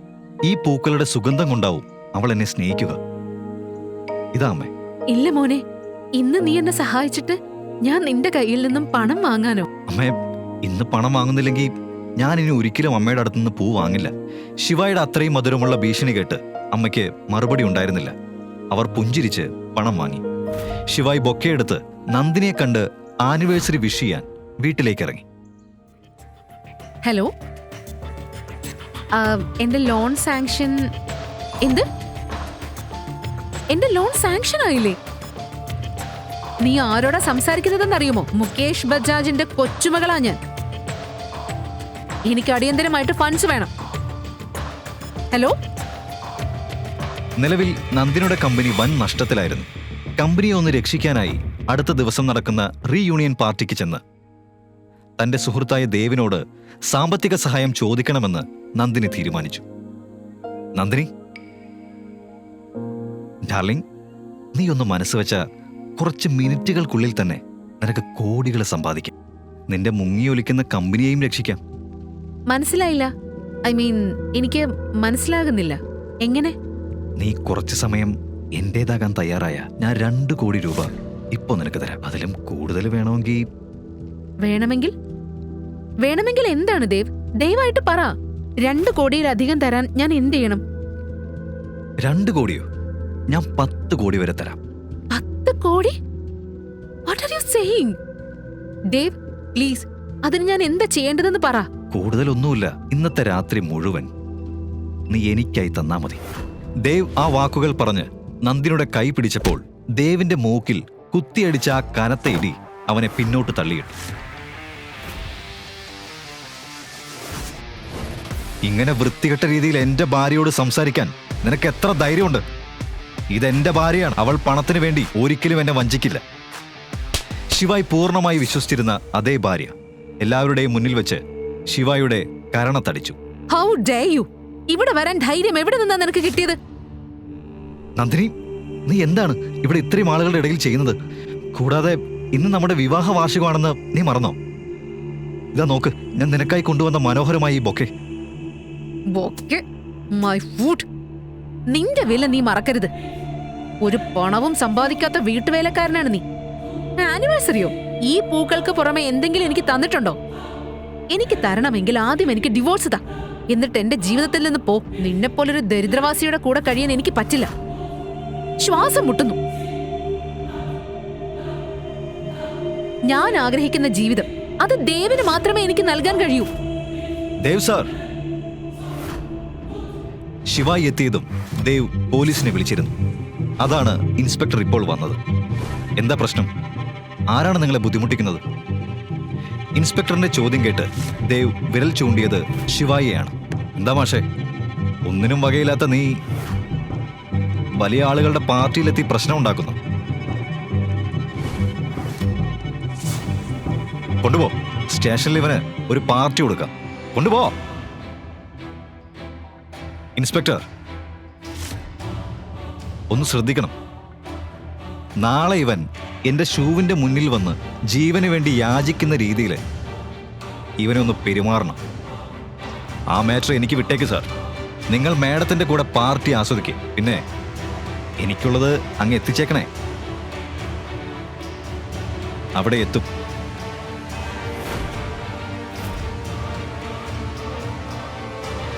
ശിവായിയെ സ്റ്റേഷനിലെത്തി ഒരു കസേരയിലിരുത്തി. ഇരുന്നപ്പോൾ തന്നെ ശിവായ് സിഗരറ്റ് എടുത്ത് ലൈറ്റർ കൊളുത്താൻ നിന്നു. പക്ഷെ ഇൻസ്പെക്ടറിന്റെ കൈ ലൈറ്റർ അവന്റെ കയ്യിൽ നിന്ന് തെറിപ്പിച്ചു. ഇത് നിന്റെ അപ്പന്റെ വീടാണോ? ഇവിടെ ധൈര്യമായിരുന്ന് സിഗരറ്റ് വലിക്കാൻ? കോൺസ്റ്റബിൾ, ഇവന്റെ ഡ്രസ്സെല്ലാം ഊരി ഐസ് ലാബിന്മേൽ കിടത്തിക്കോ. ഇവന്റെ ശരീരമാകെ ഒന്ന് തണുക്കട്ടെ. ഇൻസ്പെക്ടർ ആ വാക്കുകൾ പറഞ്ഞതോടെ സ്റ്റേഷന്റെ മുകളിൽ പെട്ടെന്ന് ഹെലികോപ്റ്ററുകളുടെ ഗർജനം മുഴങ്ങി.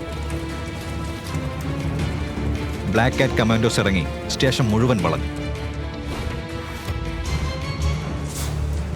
ആരാണ് നിങ്ങൾ? നിങ്ങൾ എന്താണ് ഇവിടെ? ഇൻസ്പെക്ടർ, നിങ്ങൾ അറസ്റ്റ് ചെയ്തത് ആരെയാണെന്ന് നിങ്ങൾക്കറിയുമോ?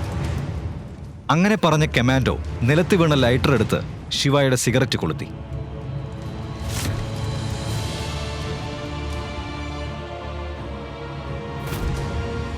ലൈറ്ററിലെ അടയാളം ഇൻസ്പെക്ടർ കണ്ടപ്പോൾ ഇൻസ്പെക്ടറിന്റെ കാലിന്റെ കരുത്ത് പോയി. 2 കൈയും ചേർത്ത് ശിവായുടെ മുന്നിൽ അയാൾ മുട്ടുകുത്തി. മേജർ മഹേശ്വരി. ലൈറ്ററിലെ സൈൻ കണ്ട ഇൻസ്പെക്ടർ ഭയപ്പെട്ടത് എന്തിന്? ശിവായെ മേജർ മഹേശ്വരി എന്ന് വിളിച്ചത് എന്തിനാണ്? ശിവായുടെ ലൈറ്ററിന്റെ രഹസ്യം എന്താണ്? കമാൻഡോസ് എന്തിനാണ് അവിടെ എത്തിയത്?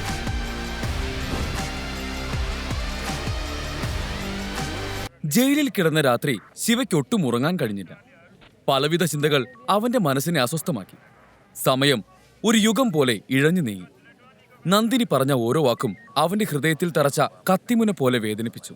നന്ദിനിയുടെ സ്വഭാവം ഇത്രയും തരം താഴ്ന്നതാകുമെന്ന് ശിവ കരുതിയിരുന്നില്ല. സത്യസന്ധമായ സ്നേഹത്തിന്റെ അവസാനം ഇത്ര മോശമായിരിക്കുമെന്ന് ഞാൻ ഒരിക്കലും വിചാരിച്ചില്ല. കഴിഞ്ഞ കാലം മുഴുവൻ അവൾക്ക് വേണ്ടി ഒരു അടിമയെ പോലെ ഞാൻ കഴിഞ്ഞു. അവളുടെ സന്തോഷത്തിന് വേണ്ടി എന്റെ ആഗ്രഹങ്ങളും സ്വപ്നങ്ങളും ഉപേക്ഷിച്ചു. എന്നിട്ടും അവളുടെ മനസ്സലിഞ്ഞില്ല. ഒരിക്കലും എന്റെ സ്നേഹം അവൾ തിരിച്ചറിഞ്ഞില്ല. മുഷ്ടി ചുരുട്ടിപ്പിടിച്ച് അവൻ വേദന ഒതുക്കാൻ ശ്രമിച്ചു. എന്റെ പ്രണയമായിരുന്നു നീ. 12 വർഷം ഞാൻ ഒരുപാട് സ്വപ്നങ്ങൾ കണ്ടു. നമ്മൾ ഒരുമിച്ചുള്ള ജീവിതം, നമ്മുടെ സന്തോഷം, എല്ലാം. എന്നിട്ടും എന്തിനു നന്ദിനി, എന്തിനാണ് എന്നോട് ചെയ്തത്? നീ എന്റെ യഥാർത്ഥ പ്രണയമായിരുന്നെങ്കിൽ നിനക്കൊരിക്കലും ഇങ്ങനെ പെരുമാറാൻ കഴിയില്ലായിരുന്നു നന്ദിനി. അവന്റെ കണ്ണുകൾ നിറഞ്ഞൊഴുകി. മഹാദേവ, എന്തൊരു പരീക്ഷണോ അത്! ശിവ മുഷ്ടി പതിയെ തുറന്നു. ജീവിതത്തിലെ എല്ലാ പ്രതീക്ഷകളും കയ്യിൽ നിന്ന് വഴുതി പോകുന്നത് പോലെ അവന് തോന്നി. അവന്റെ മുഖത്ത് വേദനയുടെ ആഴമേറിയൊരു നിഴൽ പതിഞ്ഞു. മറുവശത്ത് തനിക്ക് നേരിട്ട അപമാനം കാരണം നന്ദിനിയുടെ കോപം ഒരു അഗ്നിപർവ്വതം പോലെ തിളച്ചു മറിയുകയായിരുന്നു. അർദ്ധരാത്രിയോട് അടുത്തപ്പോഴാണ് അവൾ വീട്ടിലെത്തിയത്. ദേഷ്യത്തോടെ വേഗത്തിൽ കാറ് പാർക്ക് ചെയ്ത് അവൾ ഇറങ്ങി. നന്ദിനി നേരെ രേഖയുടെ മുറിയുടെ വാതിലിന് മുന്നിലെത്തി കതകിൽ ആഞ്ഞു മുട്ടാൻ തുടങ്ങി. അമ്മേ, വാതിൽ തുറക്ക്. ഞാനിവിടെ ഉറക്കവും പോയി വന്നിരിക്കുക. എന്നിട്ട് അമ്മ ഇവിടെ സമാധാനമായി ഉറങ്ങുകയാണോ? വാതിൽ തുറക്കമ്മേ. നന്ദിനിയുടെ ശബ്ദം കേട്ട് രേഖ പരിഭ്രാന്തിയായി എഴുന്നേറ്റു. ഉടൻ തന്നെ വാതിൽ തുറന്നു. ഉറക്കത്തിൽ നിന്നുണർന്നതിലുള്ള അസ്വസ്ഥതയും ഭയവും അവരുടെ മുഖത്ത് ഒരുപോലെ നിഴലിച്ചിരുന്നു. എന്തു പറ്റി മോളെ? ഈ രാത്രിയിൽ എന്തിനാ അലർന്നത്? അല്ല, നീ പാർട്ടിക്ക് പോയതല്ലേ? ആരെങ്കിലും ക്യാഷ് ഒന്ന് സഹായിച്ചോ? രേഖ ആകാംക്ഷയോടെ ചോദിച്ചു. നന്ദിനി ഒരു ദീർഘ നിശ്വാസം എടുത്തു. അവളുടെ കോപം വാക്കുകളായി പുറത്തു വന്നു. അയ്യോ, സഹായിക്കുകയോ? എന്റെ കഴിവില്ലാത്ത ഭർത്താവ് അവിടെ വന്നൊരു കോമഡി കാണിച്ചിട്ടുണ്ട്. ഇനി ആരും എന്നെ സഹായിക്കില്ല. എല്ലാവരും എന്നോട് മുഖം തിരിച്ച് എന്നെ പരിഹസിച്ചു പോയി. നന്ദിനി ക്ലബിൽ നടന്ന മുഴുവൻ സംഭവങ്ങളും അമ്മയോട് പറഞ്ഞു. അത് കേട്ട് രേഖയുടെ മുഖം ദേഷ്യം കൊണ്ട് വിവരണമായി. ഇതെല്ലാം നിന്റെ മുത്തച്ഛൻ, ആ കിളവൻ കാരണമാണ്. അയാളെ നിർബന്ധിച്ച് നിന്നെ ഈ ദരിദ്രവാസിയുമായി കല്യാണം കഴിപ്പിച്ചില്ലായിരുന്നുവെങ്കിൽ, അന്ന് തന്നെ അത് തടഞ്ഞിരുന്നുവെങ്കിൽ ഇന്ന് നമുക്ക് ഈ ദുരവസ്ഥ വരില്ലായിരുന്നു, രേഖ പറഞ്ഞു. അവരുടെ വാക്കുകളിൽ പഴയ ദേഷ്യം വീണ്ടും തിളച്ചു മറിഞ്ഞു. അമ്മേ, മതി. ഇനി എനിക്ക് ശിവയ്ക്കൊപ്പം ഒരു വീട്ടിൽ ജീവിക്കാൻ കഴിയില്ല.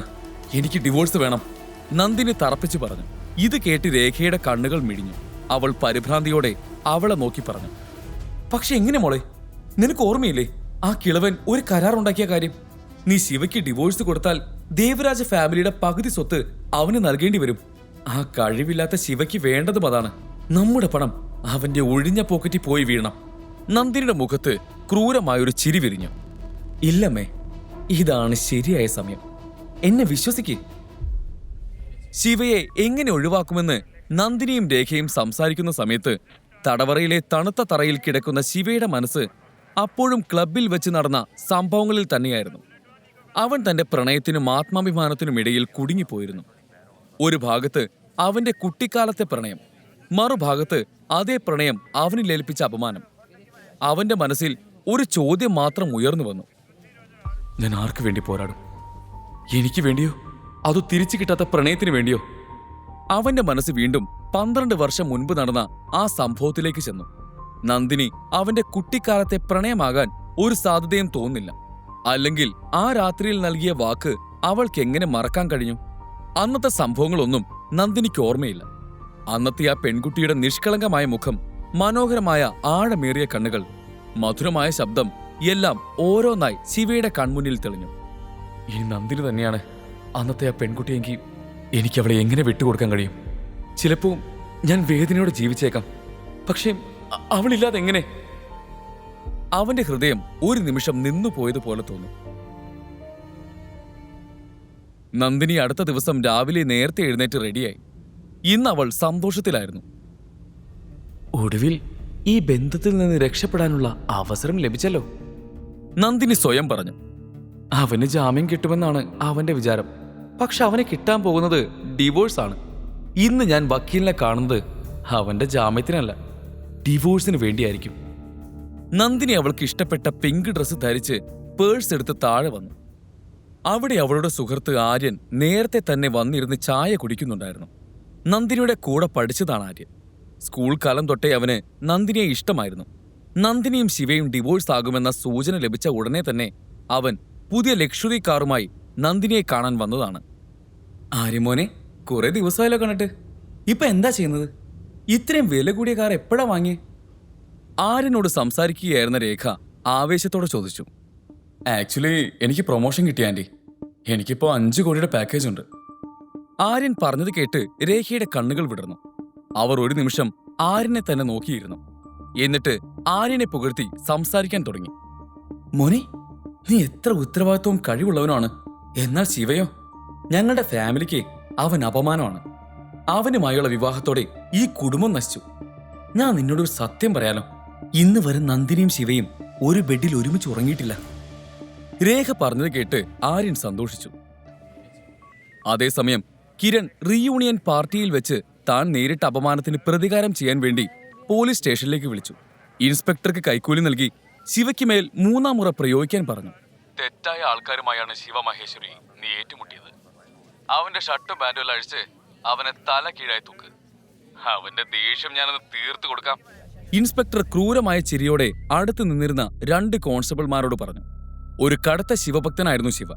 ജീവിതത്തിന്റെ ഏത് പ്രതിസന്ധി ഘട്ടത്തിലും അവൻ മഹാദേവനെ വിളിച്ച് പ്രാർത്ഥിക്കുമായിരുന്നു. സ്റ്റേഷനകത്തെ ഭീകരമായ അന്തരീക്ഷത്തിലും അവൻ കണ്ണുകളടച്ച് ഓം നമശിവായ എന്ന് ജപിക്കുകയായിരുന്നു. അപ്പോഴാണ് ആ 2 കോൺസ്റ്റബിൾമാർ ശിവയുടെ അടുത്തേക്ക് വന്നത്. അവർ ശിവയുടെ കൈകൾ പിടിച്ചു. മഹാദേവൻ എന്തുകൊണ്ടാണ് സംഹാരകൻ എന്ന് വിളിക്കുന്നതെന്ന് നിങ്ങൾക്കറിയാമോ? അധർമ്മം അതിന്റെ അതിരുകൾ ലംഘിക്കുമ്പോൾ അവന്റെ താണ്ഡവം എല്ലാം ഇല്ലാതാക്കി ഒരു പുതിയ തുടക്കം നൽകുന്നു. ഇനി ലോകം മുഴുവൻ ശിവയുടെ താണ്ഡവം കാണും. ശിവ ഉറച്ച ശബ്ദത്തിൽ പറഞ്ഞു.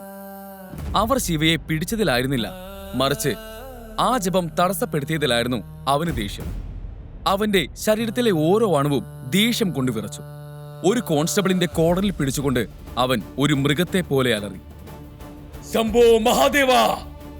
അത് പറഞ്ഞ് ഉടൻ തന്നെ അവൻ ആ 2 പോലീസുകാരെയും എടുത്തുയർത്തി നിലത്തേക്ക് ശക്തിയായി വലിച്ചെറിഞ്ഞു. പേടിച്ചു പോയ അവർ എഴുന്നേറ്റ് അവിടെ നിന്ന് ഓടാൻ തുടങ്ങി. ഇത് കണ്ട ഇൻസ്പെക്ടർ ഞെട്ടിപ്പോയി. അയാൾ 10 കോൺസ്റ്റബിൾമാരെ കൂട്ടി അങ്ങോട്ട് വന്നു. അവരുടെ കൈകളിൽ ലാത്തികളുണ്ടായിരുന്നു. അവർ ശിവയെ വളഞ്ഞു നിന്ന് ലാത്തി കൊണ്ട് അടിക്കാൻ തുടങ്ങി. അടികൊണ്ട് അവന്റെ ശക്തമായ ശരീരം ദുർബലമായിക്കൊണ്ടിരുന്നു. കൈകളും കാലുകളും കൂട്ടിക്കെട്ടി അവനെ തല കീഴായി കെട്ടിത്തൂക്കി. അവന്റെ കരുത്തുറ്റ ശരീരം ഇപ്പോൾ ഒരു നിർജീവമായ മൃഗത്തെ പോലെ തൂങ്ങിക്കിടന്നു. ബൾബിന്റെ മങ്ങിയ വെളിച്ചത്തിൽ ശിവയുടെ ശരീരത്തിൽ നിന്ന് രക്തം വെള്ളം പോലെ ഇറ്റു വീഴുകയായിരുന്നു. മുന്നിൽ ഇൻസ്പെക്ടർ തന്റെ ബെൽറ്റുമായി അവനെ അടിക്കാൻ തയ്യാറായി നിന്നു. ഇവനെ ഡ്രസ് അഴിക്കേ, ഇൻസ്പെക്ടർ പറഞ്ഞു. 2 കോൺസ്റ്റബിൾമാർ അവന്റെ ശരീരത്തിൽ ബാക്കിയുള്ള വസ്ത്രങ്ങൾ കൂടി അഴിക്കാൻ വേണ്ടി മുന്നോട്ട് വന്നു. അവരുടെ ഈ പ്രവൃത്തി കണ്ട് ശിവ പെട്ടെന്ന് ശാന്തനായി. അതൊരു വലിയ കൊടുങ്കാറ്റിന് മുൻപുള്ള ശാന്തതയായിരുന്നു. പെട്ടെന്ന് ആ പോലീസ് സ്റ്റേഷനിലെ അന്തരീക്ഷം മാറി. അവിടെ മണലും പൊടിയും പറന്നുയർന്ന് ഒരു കൊടുങ്കാറ്റ് പോലെയായി. ആ കാറ്റിൽ കാഴ്ചകൾ മങ്ങി ആർക്കും ഒന്നും കാണാൻ കഴിയാതെയായി. ദൂരെ നിന്ന് ഒരു ഹെലികോപ്റ്ററിന്റെ ശബ്ദം മാത്രം വ്യക്തമായി കേൾക്കാമായിരുന്നു. ശിവ തന്റെ കണ്ണുകൾ തുറന്ന് ചുറ്റും എന്താണ് സംഭവിക്കുന്നതെന്ന് മനസ്സിലാക്കാൻ ശ്രമിച്ചു. ഇൻസ്പെക്ടറും അവിടെ ഉണ്ടായിരുന്ന മുഴുവൻ പോലീസുകാരും ഇങ്ങനൊരു കാഴ്ച കണ്ട് ഞെട്ടിപ്പോയി. എല്ലാവരുടെയും മനസ്സിൽ ഒരേ ഒരു ചോദ്യമേ ഉണ്ടായിരുന്നുള്ളൂ, ഇവിടെ എന്താ നടക്കുന്നത്? അടുത്തുള്ള ആളുകൾ പോലും തങ്ങളുടെ ജോലികളെല്ലാം ഉപേക്ഷിച്ച് ഭയന്ന് പോലീസ് സ്റ്റേഷനിലേക്ക് ഓടി. അപ്പോഴാണ് ആരും പ്രതീക്ഷിക്കാതെ ഒരു വലിയ ഹെലികോപ്റ്റർ പോലീസ് സ്റ്റേഷന്റെ സമീപത്തെത്തിയത്. അതിൽ നിന്ന് 10 കമാൻഡോകൾ കയറിൽ പിടിച്ച് സ്റ്റേഷന്റെ മുന്നിലിറങ്ങി. അതേസമയം മറുവശത്ത് 10 SUV കാറുകൾ സ്റ്റേഷന്റെ മുന്നിൽ വന്നു നിന്നു. ഈ കാറുകളുടെ അകത്തുനിന്ന് കമാൻഡോകൾ ഒന്നിനു പുറകെ ഒന്നായി പുറത്തിറങ്ങി. മികച്ച പരിശീലനം ലഭിച്ചവരായിരുന്നു ആ കമാൻഡോകൾ. യൂണിഫോം ധരിച്ച് അത്യാധുനിക ആയുധങ്ങളും ഏന്തിയാണ് അവർ നിന്നിരുന്നത്. അവരെല്ലാം 4 ചുറ്റും നിന്ന് പോലീസ് സ്റ്റേഷൻ വളഞ്ഞു. അവരിൽ നിന്നൊരു സംഘം സ്റ്റേഷന്റെ അകത്തേക്ക് ചെന്നു. ശിവയെ ആ അവസ്ഥയിൽ കണ്ടപ്പോൾ അവർ ഞെട്ടിപ്പോയി. അടികൊണ്ട് തൂങ്ങിക്കിടക്കുന്ന ശിവയെ കണ്ട് അവർക്ക് സഹിക്കാൻ കഴിഞ്ഞില്ല. കമാൻഡോകളിൽ ഒരാളായ ക്യാപ്റ്റൻ സിദ്ധാർത്ഥ് പരിഭ്രാന്തിയോടെ പോലീസുകാരോട് പറഞ്ഞു, നിങ്ങൾ എന്താണ് ചെയ്തത്? നിങ്ങൾക്ക് ഭ്രാന്താണോ? മണ്ടന്മാരെ, അദ്ദേഹത്തെ താഴെയിറക്ക്. ഇൻസ്പെക്ടറും ദേഷ്യത്തോടെ ചോദിച്ചു, ആദ്യം എന്തിനാണ് ഈ ഡ്രാമ എന്ന് നിങ്ങൾ പറയും. ഷോ കാണിച്ച് ഞങ്ങളെ പേടിപ്പിക്കാൻ നോക്കുകയാണോ? ക്യാപ്റ്റൻ സിദ്ധാർത്ഥിന് ഇൻസ്പെക്ടറുടെ അഹങ്കാരം നിറഞ്ഞ വാക്കുകൾ സഹിക്കാൻ കഴിഞ്ഞില്ല. അയാൾ ഉടൻ തന്നെ ഇൻസ്പെക്ടറുടെ മുഖത്ത് ഒരടി കൊടുത്തു. ശിവ മഹേശ്വരി ആരാണെന്ന് നിങ്ങൾക്കറിയാമോ? 3 വർഷം മുമ്പ് ഈ നഗരത്തെ രക്ഷിച്ച രക്ഷകനാണ് അദ്ദേഹം. ഒറ്റയടിക്ക് 735 പേരെ കൊന്ന യോദ്ധാവ്, ഇന്ത്യയുടെ ഏറ്റവും വലിയ രഹസ്യ ഏജൻസിയുടെ തലവൻ മേജർ ശിവ. പിന്നെ ഒരു മുന്നറിയിപ്പ് പോലെ അയാൾ പറഞ്ഞു, പിന്നെ കേട്ടോളൂ ഇൻസ്പെക്ടർ, ഈ കാര്യം നിങ്ങൾ മാത്രം അറിഞ്ഞാൽ മതി. മേജർ ശിവയുടെ പേര് കേട്ടപ്പോൾ ഇൻസ്പെക്ടർക്ക് പകൽ സമയത്ത് നക്ഷത്രങ്ങളെ കണ്ടതുപോലെ തോന്നി. അയാൾക്ക് സ്വന്തം കണ്ണുകളെ വിശ്വസിക്കാൻ കഴിഞ്ഞില്ല. ഇത്രയും വലിയൊരു ഉദ്യോഗസ്ഥനെ അയാൾ കഴിഞ്ഞ ഒരു രാത്രി മുഴുവൻ തടവിൽ വെച്ചിരിക്കുകയായിരുന്നു. ശിവയുടെ ഈ അവസ്ഥയ്ക്ക് ഉത്തരവാദി താനാണെന്ന് ഓർത്തപ്പോൾ ഇനി തന്റെ യൂണിഫോം ഊരേണ്ടി വരുമെന്ന ഭയം അയാളെ പിടികൂടി. അയാൾ ഒന്നും നോക്കാതെ ശിവയുടെ അടുത്തേക്ക് ഓടിച്ചെന്നു. വേഗം തടവറയുടെ താക്കോലെടുത്ത് പൂട്ട് തുറന്നു. ശിവയുടെ കൈകളിലെയും കാലുകളിലെയും കെട്ടുകൾ അഴിച്ചു. ഒരു ഗ്ലാസ് വെള്ളം കൊടുത്ത് അവനെ ബഹുമാനത്തോടെ പുറത്തേക്ക് കൊണ്ടുവന്ന് ഒരു കസേരയിലിരുത്തി. ശിവയുടെ വസ്ത്രങ്ങൾ കീറിയിരുന്നു. തല മുതൽ കാൽ വരെ അവൻ രക്തത്തിൽ കുളിച്ചിരുന്നു. ക്യാപ്റ്റൻ സിദ്ധാർത്ഥ് ഉടൻ തന്നെ പുതിയ വസ്ത്രങ്ങൾ കൊണ്ടുവന്ന് അവനെ ധരിപ്പിച്ചു. അതോടൊപ്പം ആദ്യത്തെ 2 കോൺസ്റ്റബിൾമാർ പേടിച്ച് വിറച്ച് അവന്റെ ശരീരത്തിൽ നിന്ന് രക്തം തുടച്ചു മാറ്റാൻ തുടങ്ങി. ആ കമാൻഡോകൾ ശിവയെ 3 വർഷത്തിന് ശേഷം ഇന്ന് ആദ്യമായി കാണുകയായിരുന്നു. എല്ലാവരുടെയും കണ്ണുകളിൽ ബഹുമാനവും ആദരവും നിറഞ്ഞിരുന്നു. അവർ അഭിമാനത്തോടെ ശിവയ്ക്ക് സല്യൂട്ട് നൽകി. ഇത് കണ്ട് ശിവയും എങ്ങനെയൊക്കെയോ എഴുന്നേറ്റ് നിന്ന് തിരികെ സല്യൂട്ട് നൽകി. ക്യാപ്റ്റൻ സിദ്ധാർത്ഥ് ശിവയുടെ മുന്നിൽ ബഹുമാനത്തോടെ നിന്നു. സർ, നിങ്ങൾ ഞങ്ങൾ എവിടെയെല്ലാം തിരഞ്ഞു. നിങ്ങൾ ഇവിടെ ഉണ്ടായിരുന്നു. നിങ്ങൾ ഈ അവസ്ഥയിലാണെന്ന് ഞങ്ങൾ ഇന്നലെ അറിഞ്ഞത്. അതുകൊണ്ടാണ് ഞാൻ മുഴുവൻ ബറ്റാലിയനുമായി നിങ്ങളെ കൊണ്ടുപോകാൻ വന്നത്. സോറി സാർ, ഞാൻ വൈകിപ്പോയി. സിദ്ധാർത്ഥ് ശിവയെ നോക്കി പറഞ്ഞു. ഇല്ല ക്യാപ്റ്റൻ, നിങ്ങൾ കൃത്യസമയത്താണ് എത്തിയത്. വരൂ, നമുക്കിവിടെ നിന്ന് പോകാം. എന്നെ പെട്ടെന്ന് ദേവരാജ് വില്ലയിൽ ഇറക്കി തരൂ, ശിവ പറഞ്ഞു. ഇത്രയെല്ലാം സംഭവിച്ചതിന് ശേഷവും ശിവ നന്ദിനിയെക്കുറിച്ച് മാത്രമാണ് ചിന്തിച്ചിരുന്നത്. കഴിഞ്ഞ രാത്രി നന്ദിനി അവന്റെ കണ്ണുകളിലേക്ക് പകർന്ന അഗ്നി ഇപ്പോഴും ജ്വലിക്കുകയായിരുന്നു. ശിവയ്ക്ക് അഗ്നി അണയ്ക്കണമായിരുന്നു. അതിന് നന്ദിനിയെ കണ്ടേ മതിയാവും. ശിവ എല്ലാവരോടും അവിടെ നിന്ന് തിരികെ പോകാൻ ഉത്തരവിട്ടു. Platoon dispersed. Yes sir. ഈ ശബ്ദത്തിന്റെ മുഴക്കം കൊണ്ട് ആ പോലീസ് സ്റ്റേഷൻ വിറച്ചു. അവിടെ ഉണ്ടായിരുന്ന ഉദ്യോഗസ്ഥർക്ക് ശിവയ്ക്ക് സല്യൂട്ട് നൽകാതിരിക്കാൻ കഴിഞ്ഞില്ല. ശിവ പോലീസ് സ്റ്റേഷനിൽ നിന്നിറങ്ങി വേഗം കാറിൽ കയറി. എല്ലാ കമാൻഡോകളും അവന്റെ പിന്നാലെ ഓടി കാറുകളിൽ കയറി. ശിവയുടെ ഉത്തരവ് ലഭിച്ച ഉടനെ എല്ലാ കാറുകളും ഒന്നിനു പുറകെ ഒന്നായി ദേവരാജ് വില്ലയിലേക്ക് പുറപ്പെട്ടു. റോഡിൽ വാഹനങ്ങളുടെ നീണ്ട നിര കണ്ടപ്പോൾ ആളുകൾ അത്ഭുതത്തോടെ നോക്കി. ശിവയുടെ അടുത്ത സീറ്റിൽ ഇരുന്ന ക്യാപ്റ്റൻ സിദ്ധാർത്ഥ് അവനോട് ചോദിച്ചു, മേജർ, നിങ്ങൾ എന്തിനാണ് ഒരു രാത്രി മുഴുവൻ സ്റ്റേഷനിൽ കഴിഞ്ഞത്? നിങ്ങൾ ഞങ്ങളെ വിളിക്കാൻ എന്നാണ്. നിങ്ങൾക്കറിയാലോ, നിങ്ങളുടെ ഒരു ഫോൺ കോളിന് വേണ്ടി ഞങ്ങൾ എപ്പോഴും റെഡിയാണ്.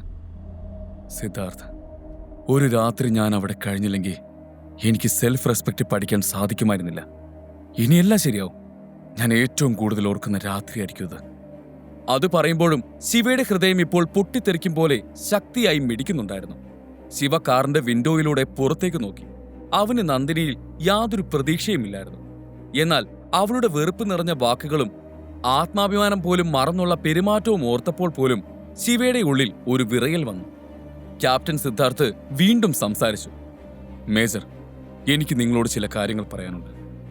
5 വർഷം മുമ്പ് ജമ്മു കാശ്മീരിൽ നിയമവിരുദ്ധമായ കാര്യങ്ങളെക്കുറിച്ച് ചില വ്യവസ്ഥകളിൽ നമ്മളൊരു ഒത്തുതീർപ്പുണ്ടാക്കിയ കാര്യം നിങ്ങൾക്ക് ഓർമ്മയുണ്ടാവും. പക്ഷേ ഇപ്പോൾ ഞങ്ങൾക്കത് പൂർത്തിയാക്കാൻ കഴിയുന്നില്ല. അവിടുത്തെ നിയമവിരുദ്ധ സംഘടന ഉടമ്പടി ലംഘിച്ചിരിക്കുകയാണ്. അവർ എപ്പോൾ വേണമെങ്കിലും ഞങ്ങളെ ആക്രമിച്ചേക്കാം. ഞങ്ങൾക്ക് നിങ്ങളെ തിരികെ ആവശ്യമുണ്ട് മേജർ. നിങ്ങൾക്ക് തിരികെ വരേണ്ടി വരും.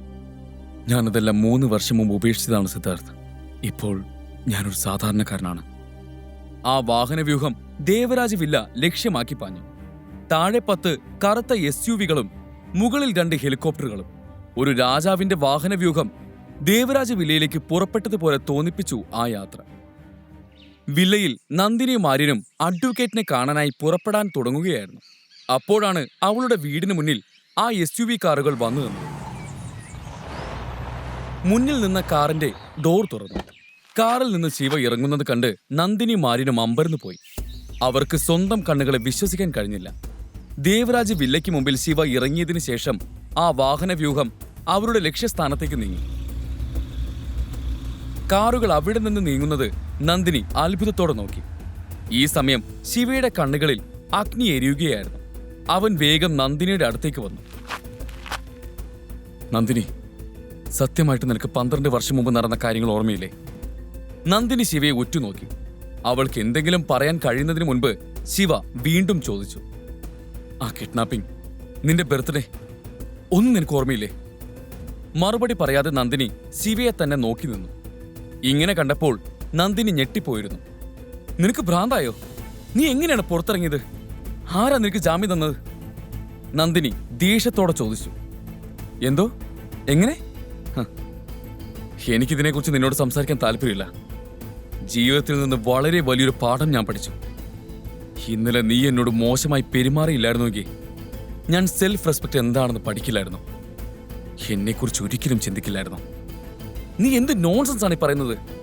നിനക്ക് എന്തെങ്കിലും സംഭവിച്ചിട്ടുണ്ടെങ്കിൽ അതെല്ലാം നിന്റെ തെറ്റുകൊണ്ടാണ്. നിന്നെ ജാമ്യത്തിലിറക്കി ഒരു ഉപകാരം ചെയ്തേക്കാമെന്ന് ഞാൻ കരുതിയിരുന്നു. പക്ഷേ നന്ദിനി എന്തെങ്കിലും പറയുന്നതിന് മുൻപ് ശിവ അവളുടെ സംസാരം തടസ്സപ്പെടുത്തി. അവൻ വളരെ ഉറച്ച ശബ്ദത്തിൽ പറഞ്ഞു, എനിക്ക് ഡിവോഴ്സ് വേണം നന്ദിനി. ഞാൻ സ്നേഹിച്ച ആൾ നീയല്ല.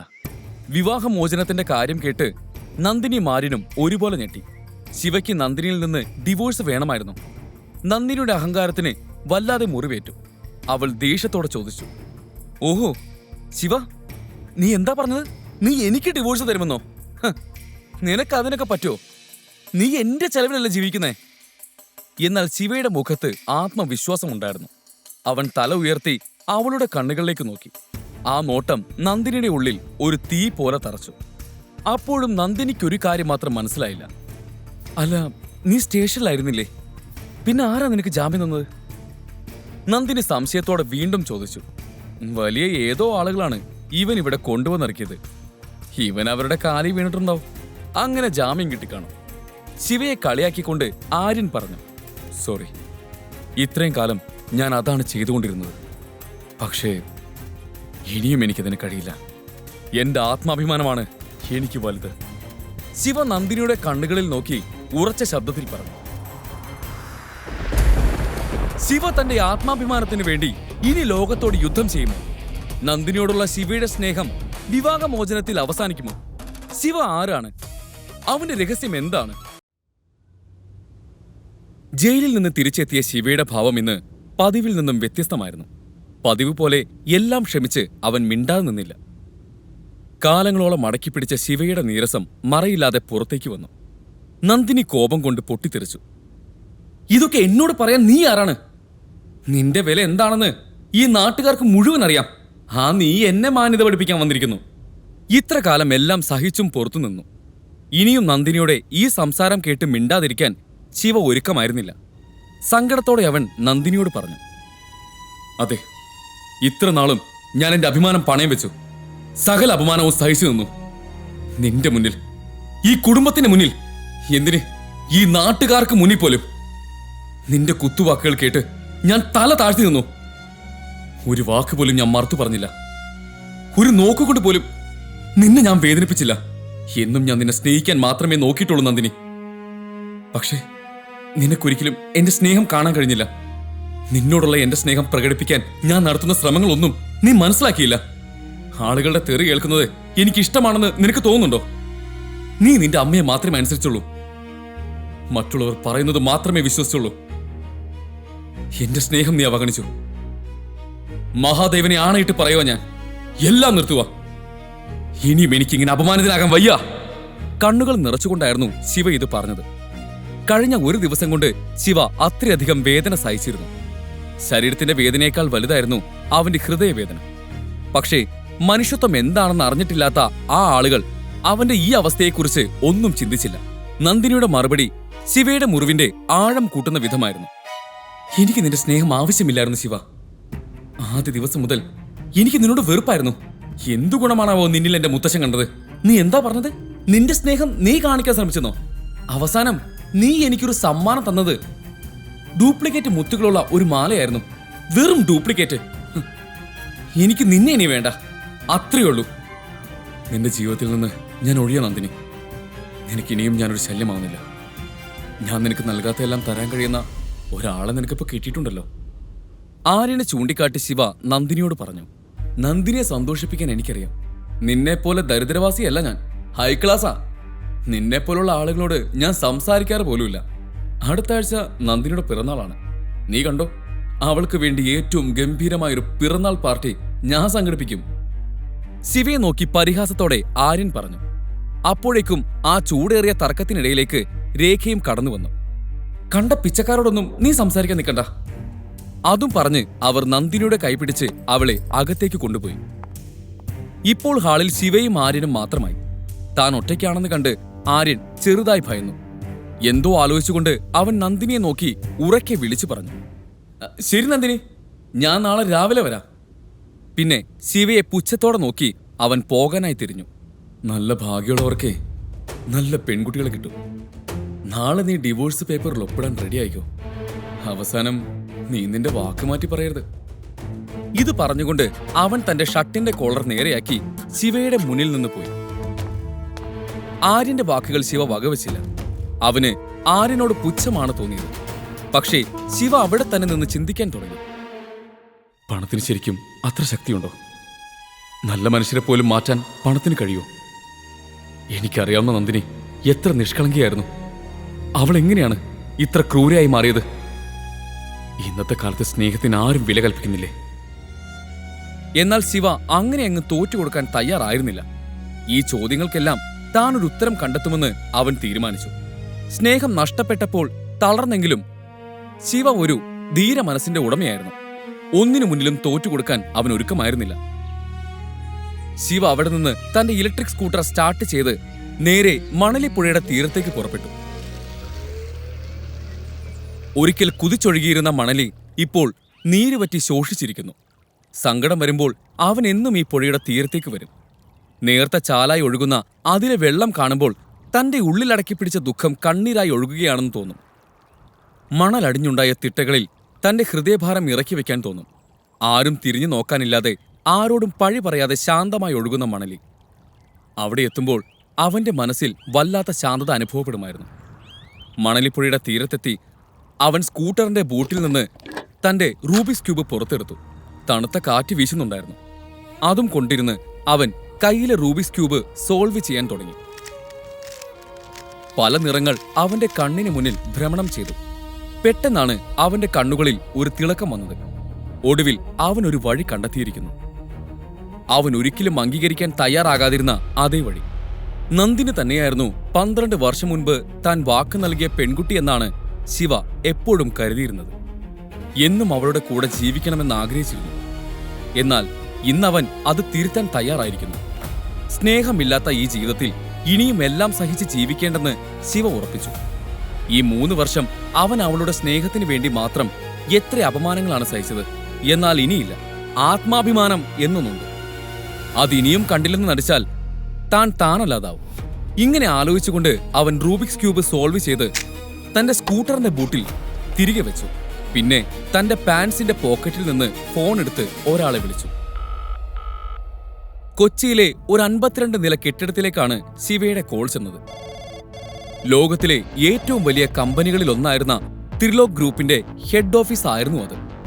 ഈ ഹോൾഡിംഗ് കമ്പനിക്ക് നിരവധി ഉപകമ്പനികൾ ഉണ്ടായിരുന്നു. Pharmacy, F&B, import export, construction, textiles എന്നിങ്ങനെ പല മേഖലകളിൽ ത്രിലോക് ഗ്രൂപ്പ് മേൽക്കൈ നേടിയിരുന്നു. എനിക്ക് ദിനേശ് കുമാറുമായി സംസാരിക്കണം, ശിവ പറഞ്ഞു.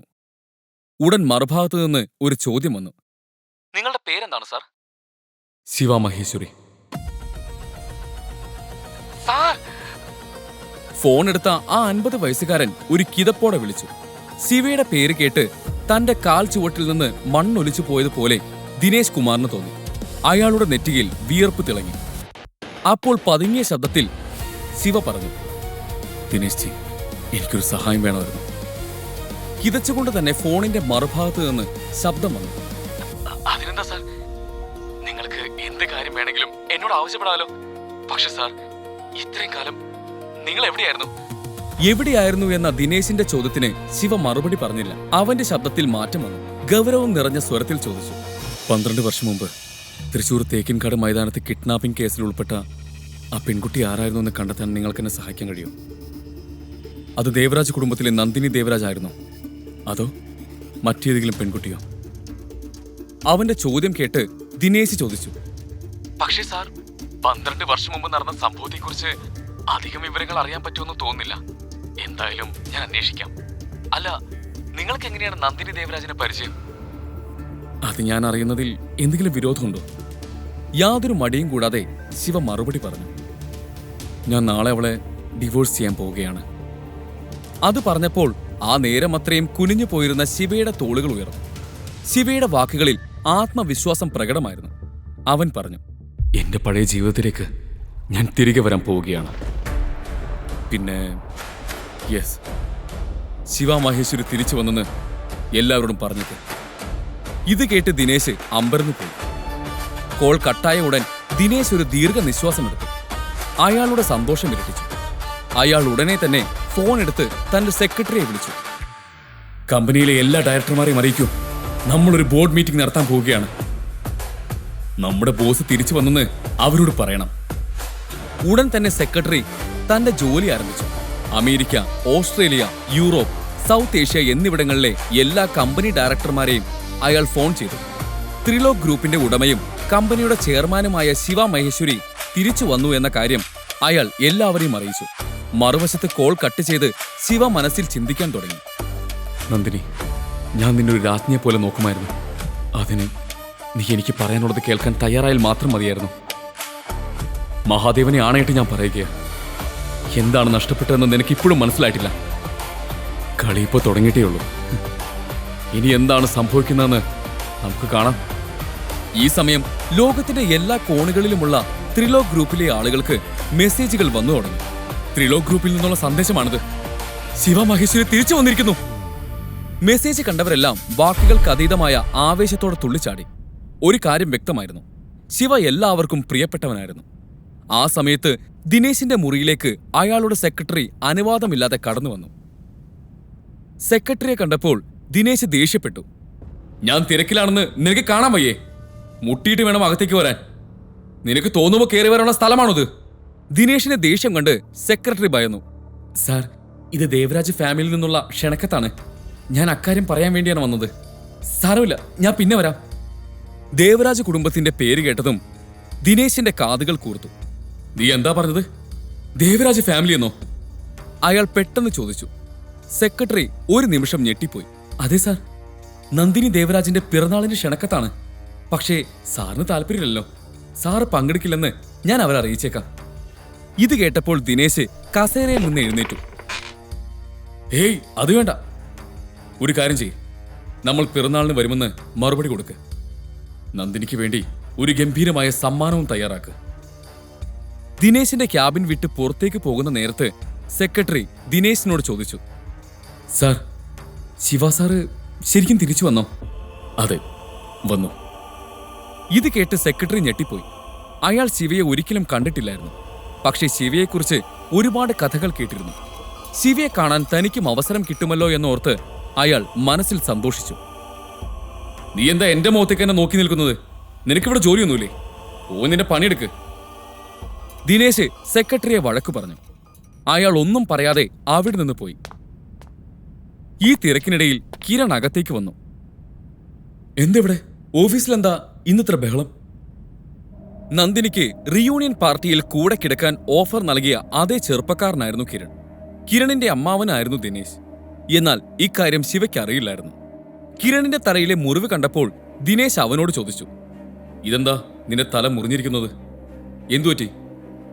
അമ്മാവൻ ഈ ചോദ്യം ചോദിക്കുമെന്ന് കിരണിന് അറിയാമായിരുന്നു. ഒന്നുമില്ല അങ്കിൾ, ഇന്നലെ രാത്രി റിയൂണിയൻ പാർട്ടിയിൽ ചെറിയൊരു വഴക്കുണ്ടായി. ഇത് കേട്ട് ദിനേശിന്റെ ഭാവം പെട്ടെന്ന് മാറി. എന്താ? ആരേത് ചെയ്തത്? അവന്റെ പേര് പറ. ഈ സിറ്റിയില് ആർക്കാ നിന്റെ ദേഹത്ത് കൈവയ്ക്കാൻ ധൈര്യം ഉണ്ടായത്? കാര്യം തുറന്നു പറയാൻ കിരൺ ആഗ്രഹിച്ചിരുന്നു. പക്ഷേ അവൻ ഒരു നിമിഷം ചിന്തിച്ചു. അമ്മാവനോട് എന്താണ് പറയേണ്ടത്? ഒന്നിനും കൊള്ളാത്ത ഒരുത്തന്റെ കയ്യിൽ നിന്ന് അടി കിട്ടിയെന്നു. അക്കാര്യം അമ്മാവൻ അറിയിക്കുന്നത് അവന്റെ ആത്മാഭിമാനം ഇല്ലാതാക്കുന്നതായിരുന്നു. ഒരു ചെറുപ്പക്കാരനും അവന്റെ കുറച്ച് കൂട്ടുകാരുമായിരുന്നു. ഒറ്റയ്ക്കായിരുന്നെങ്കിൽ അവനെ ഞാൻ തീർത്തേനെ. കിരൺ മടിച്ചു പറഞ്ഞു. ദിനേശിന് അവന്റെ ആവശ്യം എന്താണെന്ന് മനസ്സിലായി. എന്താ വേണ്ടതെന്ന് നീ പറ. കിരൺ മടിച്ചുകൊണ്ട് പറഞ്ഞു. അങ്കിളുടെ ഫോണില് ഈ കാലൊക്കെ തല്ലിയൊടിക്കാൻ പറ്റുന്ന ചില ആളുകളുടെ നമ്പറുകളില്ലേ? ഞാൻ ഒന്നവരുമായി സംസാരിച്ച് അക്കാര്യം ചെയ്യാൻ പറ്റുമോ എന്ന് നോക്കിക്കോട്ടെ. കിരണിന്റെ വാക്കുകൾ കേട്ട് ദിനേശ് പതിഞ്ഞ ശബ്ദത്തിൽ അവനെ ഉപദേശിച്ചു. കിരൺ, നീ എന്റെ മോനെ പോലെയാണ്. അതുകൊണ്ടാണ് ഞാൻ പറയുന്നത്. ഇപ്പോൾ അതിന് പറ്റിയ സമയമല്ല. എന്തെങ്കിലും പിഴവ് പറ്റിയാൽ വലിയ പ്രശ്നമാവും. ഇത് കേട്ട് കിരൺ തന്റെ കാര്യത്തിൽ കുറച്ചുകൂടി നിർബന്ധം പിടിച്ചു. അങ്കിൾ, ഞാൻ കൂടുതലൊന്നും ചെയ്യില്ല. അവന്റെ കയ്യും കാലും തല്ലിയൊടിക്കാൻ മാത്രമേ ഞാൻ അവരോട് പറയൂ. Please uncle. തന്റെ മരുമകൻ അപേക്ഷാ സ്വരത്തിൽ ചോദിക്കുന്നത് കേട്ട് ദിനേശിന് പിന്നെയും അവനോട് നോ പറയാൻ തോന്നിയില്ല. അയാൾ പോക്കറ്റിൽ നിന്ന് ഫോൺ എടുത്ത് അവന് കൊടുക്കാൻ തുടങ്ങി. പക്ഷെ പെട്ടെന്ന് എന്തോ ഓർത്ത് കൈ പിന്നോട്ട് വലിച്ചു. നിന്നെ തല്ലിയവന്റെ പേരെന്താ? പേരൊന്നും അറിയില്ല അങ്കിൾ. പക്ഷേ എന്റെ ഒരു ക്ലാസ്മേറ്റിന്റെ ഹസ്ബൻഡാണ്. ഒരു സാധാരണക്കാരനാ. കൂടുതലൊന്നും അറിയില്ല, കിരൺ പറഞ്ഞു. അത് കേട്ടതും പ്രശ്നമൊന്നും ഉണ്ടാകില്ലെന്ന് ദിനേശിന് തോന്നി. അയാൾ തന്റെ ഫോൺ കിരണിന് കൊടുത്തു. അവസാനമായി ഞാൻ ഒരു കാര്യം കൂടി പറയാം കിരൺ. എന്തെങ്കിലും പ്രശ്നമുണ്ടായാൽ എന്നേക്കാൾ മോശമായി വേറെ ആരും ഉണ്ടാവില്ല. പിന്നെ ഞാൻ ഒന്നിനും കൂടെ നിൽക്കില്ല. റിമെമ്പർ, വേണ്ടാത്ത വല്ല പണിക്ക് നിന്നാൽ പിന്നെ നിനക്ക് ഇങ്ങനൊരു അങ്കിളില്ലെന്ന് കരുതിയാൽ മതി. കിരൺ എല്ലാം മനസ്സിലായ പോലെ തലയാട്ടി അഭിനയിച്ചു. പിന്നെ ദിനേശിന്റെ ഫോൺ വാങ്ങി മുറിയിൽ നിന്നും പുറത്തേക്ക് പോയി. മുറിക്ക് പുറത്തിറങ്ങിയതും കിരണിന്റെ കണ്ണുകൾ ദേഷ്യം കൊണ്ട് ചുവന്നു. അവൻ സ്വയം പറഞ്ഞു, പിന്നെ ഞാനിപ്പോ അവന്റെ കാല് തെല്ലൊടിക്കാൻ പോവുകയല്ലേ. എനിക്ക് അവന്റെ ശവോ വേണ്ടത്. ഈ ചിന്തയോടെ കിരൺ ദിനേശിന്റെ ഫോണിൽ നിന്ന് തന്നെ ഒരു നമ്പർ എടുത്ത് ഡയൽ ചെയ്തു. ഹലോ, എനിക്ക് ഒരുത്തിന്റെ ശവം വേണം. പകരം 20 ലക്ഷം രൂപ നിങ്ങൾക്ക് തരാം. കൂടുതൽ വിവരങ്ങൾ ഞാൻ അറിയിക്കും. കിരൺ കോൾ കട്ട് ചെയ്ത് ദിനേശിന് ഫോൺ തിരികെ കൊടുത്തു. സന്തോഷത്തോടെ അവിടെ നിന്ന് പോകാൻ തുടങ്ങി. എടാ ശിവ, നീ പോലീസിൽ നിന്ന് രക്ഷപ്പെട്ടു. ഇനി വീരമണിയിൽ നിന്ന് രക്ഷപ്പെട്ട് കാണിക്കേ. അവൻ സ്വയം പറഞ്ഞു. താൻ ആരോടാണ് ഏറ്റുമുട്ടുന്നതെന്ന് കിരണിന് അറിയില്ലായിരുന്നു. സ്വന്തം പ്രവർത്തികളെക്കുറിച്ച് യാതൊരു ബോധവുമില്ലാതെ കിരൺ ചിരിച്ചുകൊണ്ട് അവിടെ നിന്ന് പോയി. അതേസമയം പാലക്കാട്ടെ തിരുമംഗലം കൊട്ടാരത്തിൽ 20 ആഡംബര കാറുകൾ പിറ്റേ ദിവസം രാവിലെ ഒരു യാത്ര പുറപ്പെടാൻ തയ്യാറായി നിൽക്കുകയായിരുന്നു. ഈ വാഹനവ്യൂഹം ഒരാൾക്ക് വേണ്ടി മാത്രമുള്ളതായിരുന്നു. ഈ വാഹനവ്യൂഹത്തെ നോക്കി നിന്ന വൈദ്യനാഥന്റെ അടുത്തേക്ക് കൊട്ടാരത്തിന്റെ മാനേജർ വന്നു പറഞ്ഞു, സാർ, നാളത്തെ യാത്രയുടെ ഒരുക്കങ്ങൾ പൂർത്തിയായി. രാവിലെ കൃത്യം 9 മണിക്ക് നമ്മൾ ഇവിടെ നിന്ന് പുറപ്പെടും. രാജഗുരുവിന് തുല്യമായ പദവിയാണ് വൈദ്യനാഥന് ആ കൊട്ടാരത്തിലുള്ളത്. അദ്ദേഹത്തിന്റെ കണ്ണുകൾ നിറഞ്ഞിരുന്നു. അദ്ദേഹത്തിന്റെ കണ്ണുകളിലെ നീർത്തിളക്കം കണ്ട് മാനേജർ ചോദിച്ചു, സാർ, എന്തുപറ്റി? എന്തെങ്കിലും പ്രശ്നമുണ്ടോ? സാറിന്റെ കണ്ണു നിറഞ്ഞിട്ടുണ്ടല്ലോ. വൈദ്യനാഥൻ കണ്ണുനീർ തുടച്ചുകൊണ്ട് പുഞ്ചിരിച്ചു. പിന്നെ മാനേജറിനോട് പറഞ്ഞു, സങ്കടമൊന്നും അല്ലടോ. ശിവയുടെ കാര്യം അറിഞ്ഞപ്പോ മുതൽ എന്റെ ഈ സന്തോഷ കണ്ണീർ നിൽക്കുന്നില്ല. ഇത്രയും വർഷമായി ഈ നിമിഷത്തിനായി കാത്തിരിക്കുകയായിരുന്നു ഞാൻ. അവനെ കണ്ടിട്ട് 3 വർഷം കഴിഞ്ഞു. ഇനി നാളെ അവനെ വീണ്ടും കാണാൻ എനിക്ക് ഭാഗ്യമുണ്ടാവും. മഹാദേവന്റെ കൃപ. ശിവ സുരക്ഷിതനാണ്. സാർ, ഇപ്പൊ വിശ്രമിച്ചോളൂ. നാളത്തെ നീണ്ട യാത്ര ഉള്ളതല്ലേ, മാനേജർ പറഞ്ഞു. ഇത് കേട്ട് വൈദ്യനാഥൻ സമ്മതം മൂളി വിശ്രമിക്കാനായി അകത്തേക്ക് പോയി. അതേസമയം തൃശൂർ വടക്കേ സ്റ്റാൻഡിന് സമീപത്തെ ഒരു 5 നക്ഷത്ര ഹോട്ടലിൽ ശിവ ചെക്ക് ഇൻ ചെയ്തു. മുറിയിലെത്തി അവൻ കട്ടിലിൽ വെറുതെയിരുന്നു. ഈ സമയം ശിവയുടെ മനസ്സിലൂടെ ഒരുപാട് ചോദ്യങ്ങൾ കടന്നു പോകുന്നുണ്ടായിരുന്നു. 12 വർഷം മുൻപ് താൻ വാക്ക് നൽകിയ അതേ പെൺകുട്ടി തന്നെയാണോ നന്ദിനി? പക്ഷേ നന്ദിനി തന്നെയാണ് ആ പെൺകുട്ടിയെങ്കിൽ എനിക്ക് അവളെ സ്വീകരിക്കാൻ കഴിയുമോ? എന്റെ അഭിമാനത്തിന് യാതൊരു വിലയുമില്ലേ? ഞാൻ ചെയ്യുന്നത് ശരിയോ അതോ തെറ്റോ? ഈ ചോദ്യങ്ങളാൽ അസ്വസ്ഥനായ ശിവ കണ്ണടച്ച് കൈകൾ കൂപ്പി. മഹാദേവ, ഇനി ഞാനെല്ലാം അങ്ങയുടെ തീരുമാനത്തിന് വിടുന്നു. ഞാൻ എന്ത് ചെയ്യണമെന്ന് അങ്ങ് തന്നെ പറഞ്ഞാലും. അല്പം കഴിഞ്ഞ് കണ്ണുകൾ തുറന്ന് അവൻ സ്വയം പറഞ്ഞു, ഞാൻ തീരുമാനിച്ചു കഴിഞ്ഞു. നാളെ നമുക്ക് കോടതിയിൽ കാണാം നന്ദിനി ദേവ്രാജ്. ശിവായ് ഏക് വിനാശക് എല്ലാ എപ്പിസോഡുകളും കേൾക്കാൻ പോക്കറ്റ് FM ആപ്പ് ഡൗൺലോഡ് ചെയ്യൂ. Link in description.